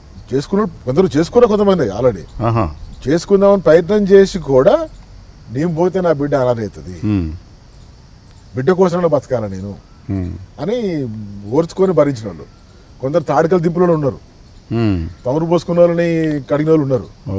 రైట్. అంటే 29% మంది attempted to think of committing suicide, అంటే ఆలోచించారు. కేవలం అంటే వివక్ష వల్లనేనా ఆర్థికపరమైన సమస్యలు? వివక్ష ఎక్కువ. వాళ్ళు ఏమంటారంటే ఈ డబ్బు పాడుగా, డబ్బు కంటే కూడా మేము అసలు సచ్చిన శవాలా బతకాలు ఇస్తున్నాం, మేము ఇంత కూడా ఆత్మగౌరవం లేకుండా, ఎందుకు విలువ లేకుండా. రైట్. మేము చేసి తప్పేంటిది, నా భర్త పోయి నేను ఎడుతుంటే రైట్, ఆయన యాక్సిడెంట్ చనిపోయాడు, దానికి నేను కారణం అంటారు. రైట్. నా మీద దుమ్మెత్తిపోతారు. రైట్. నేను చేసిన పాపం ఏంటిది, నా మీద జాలు చూపాల్సింది పోయి ఒంటరిదని అని చెప్పని కన్నోళ్ళు కూడా, అత్తగారింటి పక్క పెట్టి కన్నోళ్ళు కూడా దూరం పెట్టబడుతుంది. ఇప్పుడు వాళ్ళకి ఎట్లా అంటే మీరు ఆత్మస్థైర్యాన్ని ఇస్తారు, ఏం చెప్తారు? వాళ్ళు కూడా అందరూ ఇప్పుడు నువ్వు దొంగ అంటే నేను దొంగనా ఫీలింగ్ వస్తుంది వాళ్ళకి. అరే సందా వాళ్ళు కూడా నువ్వు కీడు అంటే మాదైనా కీడు ఉందని చెప్పని కొన్నిసార్లు వాళ్ళకి వస్తూ ఉంటుంది. సో వాళ్ళు చెప్పే, అమ్మా మీరు దరిద్రం కాదు, వితంతు అంటే అరిష్టం కాదు, వితంతు అంటే అదృష్టం, మీ తప్పేం లేదు, మీరు దయచేసి ఆత్మహత్యల ఆలోచనలు చేయవాకండి అని చెప్పి ఫస్ట్ వాళ్ళలో ఒక మానసిక స్థైర్యాన్ని పెంపొందిస్తానికి వాళ్ళకి అనేక రకాల కౌన్సిలింగ్ సెషన్స్, తర్వాత మోటివేషన్స్ జరుగుతూ ఉన్నాయి. రైట్. చాలా మంది అనుకున్న వాళ్ళు కూడా ఆగినరు. రైట్. రెండవది ఏంటిది, మరి వీళ్ళని కష్టపెట్టేది ఎవరు? మనం, సమాజం. రైట్. సో ఇక్కడ ఒక గొప్ప అవకాశం ఏంటంటే ఈ వితంతు ఆత్మగౌరవం పెంపొందిస్తానికి, వాళ్ళ సమాజంలో మంచి చేస్తానికి లక్షలు కోట్లు అక్కర్లేదు, డబ్బుతో ఏ పని కాదు. ఇది సమాజంలో మార్పు రావాలి, ఆలోచనలో మార్పు రావాలి, ఆచారంలో మార్పు రావాలి. రైట్. సో కాబట్టి సమాజాన్ని కూడా అవగాహన పరుస్తాం మనం. అసలు ఏంది ఇది, ఏం ఆచారం? ఖచ్చితంగా మూఢాచారం. ఇది నాటి మతాచారం, ఇది మూఢాచారం. సమాజంలో మనకు మనం పెట్టుకున్నటువంటి ఆచారం. వితంతు అంటే ఆకర్షణ చేయకూడదు కాబట్టి రంగు బట్టలు వేసుకోకూడదు, లేకపోతే ఇంట్లోనే ఉండాలో ఏదో ఒకటి రకరకాల పెళ్లి చేసుకోకూడదు, అనేక రకాలు పెట్టుకున్నారు. మరి అది ఏ కులపోలు పెట్టిండ్రు, ఏ నాయకులు పెట్టిండ్రు, ఎందుకు పెట్టిండ్రు అదే వేరే విషయం. కానీ పక్కా ఇది మతాచారం కాదు. ఒకవేళ మతాచారం అయినా కూడా ఎదుటి వ్యక్తి యొక్క ఆత్మగౌరవం పోతుంది. కాబట్టి ఎట్లయితే కుల వ్యవస్థ మత వ్యవస్థ అయినప్పటికీ కూడా రాజ్యాంగంలో చట్టాలు మార్పు పట్టుకొచ్చి కుల వ్యవస్థ రూపు మాపారు. సర్వసాధారణం ఉన్నది మతాచారం అనుకుందాం, అది దాన్ని కూడా చట్టం తెచ్చి ఆపినరు. అవునా? దీన్ని కూడా అదే స్థాయిలో ప్రజలు అవగాహన తెచ్చుకొని వాళ్ళలో దరిద్రం లేదు, వాళ్ళలో తప్పు లేదు, వాళ్ళు మళ్ళీ అంటోళ్ళే అని చెప్పని స్వీకరిస్తానికి చేయాలి. వితంతువులు ఎదురు పడితే తప్పుకోవడమెందుకు, విందులు శుభకార్యములలో వెనక ఉంచడమెందుకు, ఆమె కూడా మహిళ కాదా? ప్రతి ఫంక్షన్లా నేను మా ఊళ్ళతో నవ్వుకుంటా ఉన్నదానికంటే చాటుకు పోయి ఏడ్చిన రోజులే ఎక్కువ ఉంటాయి. ఈ దేవుని తిట్టుకుంటే వాళ్ళని, ఏందిరా దేవుడు నాకు ఎందుకు ఈ రాత, తీసుకుపోయిన ఏదో నన్ను కూడా తీసుకెళ్ళినా నా పిల్లల్ని ఎన్నో వేసే వాళ్ళని వేసేటుంది, నాకెందుకు ఈ జీవితం అని అనిపిస్తుంది ఆ టైంలో. బాల వికాస మా గురించి ఆలోచించి మమ్మల్ని పట్టించుకొని మమ్మల్ని పైకి ఎదగాలని సాయం చేయాలన్న ఉద్దేశంతో మమ్మల్ని మిషన్ ఇప్పించి ఇట్లా బ్రతకండి అమ్మ అని నెల నెల మీటింగ్స్ చెప్పి ఇవన్నీ ఎంకరేజ్ చేయడం చాలా బాగుంది. బాల వికాస వల్ల వాళ్ళు చెప్పిన ఓపికని నా కాడ నేర్చుకునడానికి వచ్చిన వాళ్ళకు కూడా అదే ఓపికతో ముగ్గురికి నేర్పించిన. నేను మీటింగ్లో విన్న ప్రతి మాట మైండ్కి ఎక్కించుకొని నేను బయటికి పోవాలి, మొగోన్లాగా చేసుకోవాలి, బ్రతకాలి, నా పిల్లల్ని బ్రతికించుకోవాలి, ఎవరితోటి నాకు అవసరం లేదు, నేను బ్రతకాలి బ్రతికించుకోవాలన్న ఒక్క ఆలోచన పడ్డది. నేను బయటికి వచ్చి పని చేయగలుగుతున్నా అంటే, నలుగురు మధ్యలో మాట్లాడగలుగుతున్నా అంటే బాల వికాస అనే చెప్పగలుగుతా. మీరు దాదాపు 36 సంవత్సరాలుగా బాల వికాస సంస్థలో కొనసాగుతున్నారు కదా, ఎప్పుడైనా ఈ సంస్థని అంటే మీకు చాలా హెవీ స్ట్రెస్ లేదా ఊర్లలోకి వెళ్ళినప్పుడు వచ్చే బిటర్ ఎక్స్పీరియన్సెస్ దానివల్ల ఇక చాలుగా నేను చేసిన కాడికి ఇక వదిలేసిపోదామని అనుకున్నారా? ఆ సందర్భం ఏదైనా ఉన్నదా? వాస్తవం రోజు పెరుగుతుంది, వదిలేసిపోదామని ఇంకా ఎక్కువ చేయాలని. అంటే ఎప్పుడైనా సమస్యలు వచ్చినప్పుడు ఇంకా ఎక్కువ చేయాలనిపిస్తుంది. ఓకే, ఎక్కువ సమస్యలు వచ్చినప్పుడు దారుకోవడం అనేది కరెక్ట్ కాదు. రైట్? సమస్యలు వచ్చినప్పుడే మన మంచితనం కావచ్చు, మన సామర్థ్యం కావచ్చు నిరూపణ చేయాలి. అన్ని సకంగా ఉన్నప్పుడు సకంగా చేసేవాడికి ఎప్పుడు అనిపించలేదా మీకు? లేదు అట్లాంటి స్ట్రెస్ ఎప్పుడు? ఎందుకంటే ఇది ఒక మిషన్తో చేస్తున్నాను కాబట్టి you get lot of satisfaction when you do good things. వచ్చే తృప్తి, సేవ వలన వచ్చేటువంటి తృప్తి ఒక మత్తు. మీకు ఈ స్ట్రెస్ నుంచి రిలాక్స్ అవ్వడానికి ఏమి అదర్ దాన్ ఈ యాక్టివిటీస్ కాకుండా ఏం చేస్తారు? వ్యవసాయం. అచ్చా. ఆదివారం ఎప్పుడన్నా టైం దొరికిందంటే ఒక గంట సేపు చేనుకు పోయి చెట్లు పెట్టుకొని వస్తా. ఇక్కడే కాజీపేట దగ్గరలోనే ఒక 5.5 ఎకరాల స్థలం ఉన్నది. సో దాన్ని కూడా నాకు కొంచెం ఎప్పుడు కూడా భిన్నంగా ఆలోచనలు ఉంటాయి. దాంట్లో ఏం చేశారు? దాంట్లో కూడా పండ్ల తోట పెట్టినా. ఫస్ట్ ఒకటే మామిడి చెట్లు పెట్టినా, ఓన్లీ మామిడి చెట్లు అని చెప్పని ఇంకా రకరకాలు పెంచుకుంటూ పోతే 120 రకాల పండ్ల చెట్లు ఉన్నాయి. కొన్ని ఇంపోర్ట్ చేసినవి ఉన్నాయి, కొన్ని ఇక్కడ మన ప్రాంతంలో రాని ఉన్నాయి. దానివల్ల చాలా నాకు లాభమే కాకుండా, అంటే నాది లక్ష్యం ఏంటంటే ఒక సెల్ఫ్ సఫిషియెంట్ ఫామ్ ఉండాలి. ఏ రోజు పోయినా 10 రకాల పండ్లు ఇంటికి తెచ్చుకోవాలా. నా కొడుకు బిడ్డకి వ్యవసాయం నేర్పియాలా. నాది రైతు కుటుంబం, రైట్? దాన్ని ఎప్పటికీ తీట పోదు అర్థమవుతుందా? కాబట్టి నా పిల్లలకు కూడా దాని గురించి అవగాహన పట్టరావాలా. లేకపోతే బాల వికాస డైరెక్టర్ కొడుకు వడ్ల చెట్టు అనడం రేపు పరువు పోతుంది మనకి అది. కాబట్టి నా బిడ్డని నా కొడుకుని కూడా వాళ్ళకి చేయాలని చెప్పని వాళ్ళని పట్టుకపోయినా నా బిడ్డ పేరు పెట్టి స్ఫూర్తివనం పెట్టిన దానికి చాలా మంది రైతులు చూసిపోయారు దాన్ని. రెండవది, రైతులకు ఏం చేస్తున్నామంటే నేను ఒక కొత్త రకం పండు తెచ్చిన. ఈ వాతావరణంలో ఇప్పుడు దాకా లేదు. అంటే మన తెలంగాణలో ఉదాహరణకి ఎట్లాంటి పండ్లు అవి? ఉదాహరణకి మొన్న లీచీ వచ్చింది, రాంబూటాన్ వచ్చింది, ప్యాషన్ ఫ్రూట్లు వస్తున్నాయి, రైట్?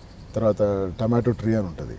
అట్లా కనీసం ఒక 15 రకాల పండ్లు ఇక్కడ మన తెలంగాణ ప్రాంతంలో ఆడ మనం నిరూపించినాం. అంటే ఈ వాతావరణంకి అవి వస్తాయి. రుద్రాక్ష కూడా వచ్చింది నా దగ్గర. రైట్. రుద్రాక్ష ప్రతి శివరాత్రి అప్పుడు చాలా మంది వచ్చి అక్కడ పూజలు చేసుకుంటూ పోతా ఉంటారు, రైట్. సో అట్లా కొన్ని రకాల చెట్లు ఏంటంటే మంచి ఆదాయాన్ని ఇస్తాయి, మన ప్రాంతంలో లేవయ్యి. ఉదాహరణకి లీచీ లాంటి 350 రూపాయలు కిలో, లాంగ్ అని ఉంటుంది, రాంబుటాన్ అని ఉంటుంది, అవునా. ఇటువంటి పండ్లు ఉదాహరణ నీకు 2 ఎకరాలు ఉందనుకో, సో ఇప్పుడు నా కాడ నుంచి నేర్చుకొని నువ్వు 2 ఎకరాలు పెట్టుకో. అంటే ఐ ప్రూవ్డ్ తెలంగాణలో ఈ పండు వస్తుందని చెప్పని. ఇది లాభం కోసం పెట్టింది కాదు, నా అవసరం కోసం పెట్టుకున్నా. ప్లస్ కొత్త రకం పండ్లు ఉదాహరణకి 120లో 20 రకాలు రాకపోవచ్చు, నో ప్రాబ్లం. కనీసం సుత్తానికి వచ్చిన వాళ్ళకి పలానా చెట్టు యాభై గిట్టు ఉంటుంది, లేకపోతే ఇంకోటి ఇట్లుంటే చెట్టు తెలుస్తుంది కదా. ఓకే, అనేసా. సో అట్లా ఆ ప్రయోగం వల్ల చాలా మంది రైతులు వచ్చిండ్రు, చూసిండ్రు, మళ్ళీ పట్టుకుపోయి వాళ్ళ ఇంటి కాడనో చేను కాడనో ఇది కూడా మన దగ్గర వస్తుంది కదా కాన్ఫిడెన్స్ వస్తుంది వాళ్ళకి.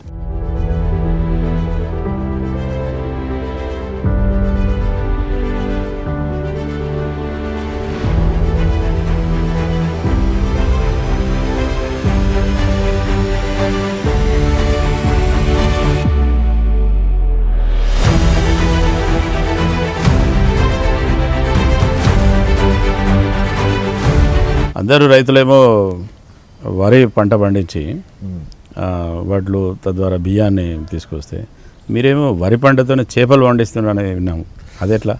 ప్రయోగం చేసిన ఇది మామూలుగా థాయిలాండ్లో, వియత్నాంలో చాలా పెద్దలు చెప్తా ఉంటారు. పొలంలోనే కాలువలు కొంచెం లోతు తీసి చేపలు వేస్తే మంచి పొలంకి బలము కలుపు రాకుండా వస్తాయి. 3 నెలల్లో నీకు కిలో చేప కాదు కావచ్చు కానీ పిల్లలు వేస్తే నీకు 1/2 కిలో నుంచి 1/2 కిలో చేపలు అయ్యే అవకాశం ఆడ పండిస్తారు. గూగుల్లో చూసినా నేను, వై నాట్ అని చెప్పని ఇక్కడ ట్రై చేద్దామని చెప్పని మొదలుపెట్టినా. ఏం చేపలు వేసారు? తెల్ల చేపలే. మళ్ళీ నల్ల చేపలు అంటే పెరగాలని టైం పడుతుంది కదా, తెల్ల తొందరగా పెరుగుతాయి కదా. కానీ మొదలుపెట్టినా దానికి కావాల్సినటువంటి స్ట్రక్చర్ తయారు చేసి అటుపక్క గుంత ఇటుపక్క గుంత తప్పిన పొలంలో నీళ్ళు తగ్గినా కానీ అవి గుంతలు పోవాలి కదా అని చెప్పని గుంతలు కూడా తీసిన. కానీ ఈ కొంగలు మొత్తం నెట్టెత్తే కానీ అది అయ్యే పరిస్థితి లేదు. అది చేపలు పైన ఉంటాయి కదా, అది అది బట్ ట్రై చేయాలి మళ్ళీ ఒకసారి. అయితే దాని పక్కన నాకు ఇంకో పొలం కుంటుంది, నాకు పొలం కుంటం కూడా నేను ప్రయోగాత్మకంగా 6 years బ్యాకే చేపలు వేసిన. ఇక్కడ మనం మనంతా ఊరు బతుకు కదా, చిన్నప్పుడు మొఖాల్లో గుంతలో చేపలు పెట్టినాం మడుగుల్లో. మడుగులో చేపలు పెరగంగా నా పొలం కుంట 9 feet లోతు ఉంటుంది. మరి దీంట్లో 6 నెలలు నీళ్లు ఉంటాయి, వర్షపు నీళ్ళే. మరి 6 నెలలు నీళ్ళు ఉన్నప్పుడు చేపలు పెంచకూడదు దీనిలో. ప్రభుత్వాలు, NGOలు అందరం కూడా మనం పొలం కుంటలు ప్రోత్సహిస్తున్నాం. కానీ పొలం కుంటలు అంటే నీళ్ళు కేవలం నీటి రక్షణ కోసం అంటున్నాం. కేవలం నీటి రక్షణ అని చెప్పానంటే రైతుకి నా భూమి పోతుంది నాకెందుకు అన్నటువంటి మైండ్ సెట్ ఉంటుంది. దాని బదులు ఇదే కుంటలో ఒక రైతు ఒక మునగాడి పంట పండించిన ఎకరం మీద 20,000 నికర లాభం అయితే మునగాడు నికర లాభం, ₹1,00,000 రాని దిగుబడి, 20,000 రూపాయలు 25,000 రూపాయలు నికర లాభం వచ్చిందంటే నువ్వు తోపు. మరి అటువంటిది ఒక 2 గుంటల 3 గుంటల కుంటలో 10,000 రూపాయల చేప మీరు వస్తే సంథింగ్ గుడ్. అదే కుంట చుట్టూ 2 శిల్పక చెట్లు, 2 పప్పాయ చెట్లు, 2 మునగ చెట్లు పెట్టుకుంటే ఈ 2 గుంటల్లో పోయే పంట మందో నా పంట చెట్లకు వస్తుంది కదా. దీన్ని ప్రయోగం చేసి రైట్ ఇప్పుడు కొన్ని 100 మంది బాల వికాస పరంగా దాదాపు 2,000 కుంటలు ఇచ్చినాం మనం, పొలం కుంటలు బయటచెలకాలి అటు.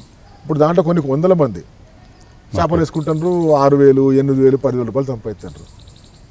అరేసిందా? సో అట్లా ఆ ఇన్నోవేటివ్ పద్ధతులు చూస్తున్నాం కాబట్టి కొత్త పథకాలు వస్తున్నాయి, మాకు కొత్త ఫలితాలు వస్తున్నాయి. ఇప్పుడు మరి గట్కేసర్లో ఏర్పాటు చేసిన ఒక ట్రైనింగ్ సెంటర్ కానీ మిగతా అక్కడ ఏమి యాక్టివిటీస్ జరుగుతాయి? రీసెంట్గా అంటే ఒక 3 నెలల క్రితం హైదరాబాద్లో ఒక సెంటర్ ఏర్పాటు చేసినాం. ఆ సెంటర్ పేరు ఏంటంటే centre for social and responsible business. ఇప్పుడు మీరు వినే ఉంటారు, భారతదేశంలో చట్టం వచ్చింది, ఏ కంపెనీ అయితే 5 కోట్ల నికర లాభం సంపాదిస్తుందో వాళ్ళు 2% లాభాలని సమాజ సేవ ఖర్చు పెట్టాలి. అంటే ప్రభుత్వం కావాలంటే పన్ను పెంచి తీసుకోవచ్చు, డబ్బులు బాగా సంపాదిస్తుంటే. ప్రభుత్వం కూడా మంచి ఆలోచన చేసిందంటే నీ డబ్బుల్ని నువ్వే ఖర్చు పెట్టు, నీకు తెలిసిన కాడ ఖర్చు పెట్టు, నీకు నచ్చిన పథకాన్ని ఖర్చు పెట్టు, నువ్వు నచ్చిన పద్ధతిలో ఖర్చు పెట్టు, కొత్త పథకాలను ప్రవేశపెట్టు, నువ్వు మంచి పథకాలతో కొత్త తయారు చేస్తే ప్రభుత్వం కూడా స్వీకరిస్తుంది అని చెప్పని ఒక మంచి అవకాశం ఇచ్చింది కంపెనీలకి. కానీ ఇక్కడ ప్రాబ్లం ఏమవుతుందంటే చాలా కంపెనీలు వాళ్ళు వ్యాపారంలో ఎక్స్పర్ట్స్, సమాజ సేవలో కాదు. సమాజ సేవలో పనిచేస్తున్న NGOలకి, ప్రభుత్వ అధికారులకి, మళ్ళా ఇలాంటి ట్రైనింగ్ అవసరం ఉంది. అలాంటిది కార్పొరేట్ కంపెనీలు కొత్తగా సేవా రంగంలోకి వచ్చిందంటే ఖచ్చితంగా అటువంటి వాళ్ళకి కూడా కొంత అవగాహన శిక్షణ అవసరం ఉంటుంది. కాబట్టి మనకి ఈ 36 ఏళ్ళ పథకాల నిర్వహణ అనుభవం ఉన్నది, 20 ఏళ్ళ శిక్షణ అనుభవం గ్లోబల్గా ఉన్నది. కాబట్టి ఈ 2 అనుభవాలను పట్టుకొని మనం కూడా ఆ కార్పొరేట్ కంపెనీల సిఎస్ఆర్ టీంలు కావచ్చు, వాళ్ళ ఇంప్లిమెంటింగ్ టీంలు కావచ్చు, వాళ్ళకు కూడా ట్రైనింగ్ ఇస్తే వాళ్ళ పైసల వలన మంచి పథకాలు రూపొందించబడి మంచి ఫలితాలు వస్తాయి జనాలకని చెప్పినట్టుగా ఆ సెంటర్ ఏర్పాటు చేసుకున్నాం. సో అక్కడ ఆ సెంటర్ ద్వారా కార్పొరేట్ కంపెనీలకి అడ్వైజరీ, తర్వాత కెపాసిటీ బిల్డింగ్ ఇవ్వడం ఒక లక్ష్యం. 2వ లక్ష్యం ఏంటంటే అక్కడ ఇవాళ దాకా ప్రజా సమస్యల పరిష్కార బాధ్యత ఎవరంటే స్వచ్ఛంద సంస్థలు, ప్రభుత్వాలు. ఈ 2 రకాల వ్యవస్థలు పనిచేస్తున్నాయి. ఈ 2 రకాల వ్యవస్థలు అన్ని రకాల సమస్యలు పరిష్కారం చేయలేకపోతున్నాయి. సో కొన్ని సమస్యలకి ప్రభుత్వాలకి, ఎన్జిఓలకి ఏదైతే సాధ్యం కానటువంటి సమస్యలు ఉంటాయో అటువంటి పరిష్కారాలను కనిపెట్టేటువంటి వ్యవస్థ, కొత్తగా వచ్చిన వ్యవస్థ ఏంటంటే సామాజిక వ్యాపారాలు, సోషల్ ఎంటర్ప్రైజెస్. వాళ్ళు వ్యాపార దృక్పథంలో పనిచేస్తారు. వాళ్ళ లక్ష్యం ఏంటంటే సమాజంలో మార్పు. సో ఏవైతే సమస్యలకి ప్రభుత్వాలు, ఎన్జిఓలు పరిష్కారం చూపించలేకపోతున్నాయో వీళ్ళు కొత్త ఆవిష్కరణ పట్టుకొచ్చి ఆ ఆవిష్కరణ ద్వారా ఒక పర్యావరణ సమస్య, ఒక విద్యా సమస్య, ఒక వైద్య సమస్య, ఒక ఉపాధి సమస్య, ఇట్లా పలు రకాల సమస్యలకి పరిష్కారం కనిపెట్టి దాన్ని వ్యాపార రకంగా సెల్ చేస్తారు. లాభాపేక్ష లేకుండా అయిన ఖర్చుకి ₹1-2 లాభం తీసుకొని వాళ్ళు సేవలు ఇచ్చుకుంటూ పరిష్కారం చేస్తూ ఉంటారు. అట్లా మనం ఎట్లయితే మన తెలంగాణ ప్రభుత్వం టీ హబ్ని పెద్ద ఎత్తున నడుపుతా ఉన్నదో అంకుర సంస్థలకి అండగా ఉండటానికి, మనం ఏంటంటే డబ్బు సంపాదిస్తున్న అంకుర సంస్థకు మనం సహకరించాం. నా ఆవిష్కరణ వలన సమాజంలో రైతు సమస్య పరిష్కారం అవుతుంది, లేకపోతే పేదల ఆరోగ్య సమస్య పరిష్కారం అవుతుంది అని అంటే అటువంటి వాళ్ళకి ఐడియా నుంచి అంగట్లో పోయేదాకా 1 సంవత్సరం పాటు వాళ్ళకి మనం హ్యాండ్ హోల్డింగ్ చేస్తాం అన్నమాట. సో దాన్ని ఇంక్యుబేషన్ అంటారు. సో అట్లా జస్ట్ లైక్ స్టార్టప్స్కి అట్లా ఎవరో నేను ఒక వ్యాపారం మొదలుపెట్టిన దానికంటే కాదు, కొత్త ఇటువంటి సర్వీస్, ఇటువంటి ప్రోడక్ట్, ఇటువంటి పరిష్కారం ఇప్పుడు అక్కడ కనిపెట్టలే, నా బుర్రతో కనిపెట్టిన కొత్తగా వచ్చింది ఇది. కాబట్టి ఈ కొత్తగా వచ్చినటువంటి ఐడియాని, అది సర్వీస్ కావచ్చు, ప్రోడక్ట్ కావచ్చు, సో అటువంటి వాళ్ళది సమాజంలోకి పోయేదాకా, సమాజంలోకి ప్రజలకు అందుబాటులోకి వచ్చి వాళ్ళ సమస్య పరిష్కారం అయ్యేదాకా వాళ్ళకి మనం హ్యాండ్ హోల్డ్ చేస్తాం అనమాట.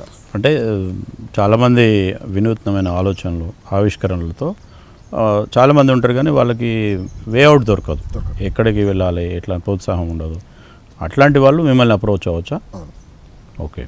ఎవరైనా కానీ భారతదేశ వ్యాప్తంగా ఎక్కడైనా కానీ సమాజంలో సమస్యను పరిష్కరించడానికి ఒక ఆవిష్కరణ నా కాడ ఉన్నది అని అంటే వాళ్ళకి మనం ఇది సమస్య, ఇది పరిష్కారం. మళ్ళీ పరిష్కారం కూడా ఉంటుందంటే కొన్ని పరిష్కారాలు ఉంటాయి, అది ఆవిష్కరణే, అది పరిష్కారమే, కానీ ఒక ఊరు మందమే, అది వద్దు. ఒక మండలం మందమే, పెద్ద మన టైం అయితే వేస్ట్ అవుతుంది. ఒక జిల్లాకి, ఒక రాష్ట్రానికి, ఒక దేశానికి అని అంటే ఎంత మందికి నీ పరిష్కారం ఉపయోగపడుతుంది? 1,00,000 మందికా, 1,00,00,000 మందికా, 10 కోట్ల మందికా అన్నదాన్ని బట్టి మనం దాన్ని ఒక ఏమంటారు క్రైటీరియా ఉంటుంది అన్నమాట. ఎంత కొత్త ఇంక్యుబేషన్ సెంటర్ ఎక్కడ ఉంది? హైదరాబాద్లో. ఈ కార్పొరేట్ కంపెనీలకి శిక్షణ కార్యక్రమాలు కావచ్చు, తర్వాత ఈ సోషల్ స్టార్టప్లకి ఇంక్యుబేషన్ కావచ్చు, ఈ 2 కార్యక్రమాలు కూడా మన హైదరాబాద్ క్యాంపస్ జరుగుతూ ఉన్నాయి. ఈ 2 కూడా మాకు రాబోయే రోజుల్లో భారతదేశంలో అత్యంత పెద్ద సిఎస్ఆర్ ట్రైనింగ్ సెంటర్గా, అత్యంత పెద్ద సోషల్ స్టార్టప్ ఇంక్యుబేటర్గా అవతరించాలన్నదే మన బాల వికాస లక్ష్యంగా ముందుకు పోతా ఉన్నాం మనం. ఇంత సుదీర్ఘమైన అనుభవం ఉంది, అంటే పల్లెలతో కలిసి చేయడం, ప్రజలతో కలిసి పనిచేయడం అనేది సుదీర్ఘమైన అనుభవంలో అనేక రకాల ఆవిష్కరణలు చూసారు, అనేక రకాల మార్పులు, చేర్పులు అవన్నీ చూశారు కదా. వీటన్నిటినీ ఒక పుస్తక రూపంలో కానీ, ఒక డాక్యుమెంటరీ రూపంలో కానీ తీసుకొచ్చే ఆలోచన ఏమైనా ఉందా? ఆల్రెడీ కొంత ప్రయత్నం చేసినాం. అంటే ఏ స్థాయిలో చేయాలనో ఆ స్థాయిలో లేము, ఎందుకంటే చాలా అనుభవాలు ఉన్నాయి, పెద్ద సంస్థ కదా. ఇప్పుడు డాక్యుమెంట్ చేయాలంటే కూడా పెద్ద పని, మన ప్రియారిటీ పెట్టుకోవాలా. పని చేయడం ప్రియారిటీ అన్నా, డాక్యుమెంట్ చేయడం ప్రియారిటీ అంటే 2. ఇప్పుడు చిన్నప్పుడు పని చేయడం ప్రియారిటీ అయింది, అనుభవం వచ్చిన తర్వాత ఈ అనుభవాన్ని 10 మందికి పంచకపోతే కూడా మనం కరెక్ట్ మంచి చేసినట్టు కాదు, తప్పు చేస్తున్నట్టు. కాబట్టి ఈ మధ్యలోనే మా స్ట్రాటజిక్ ప్లానింగ్ అని ఉంటుంది సంస్థకి.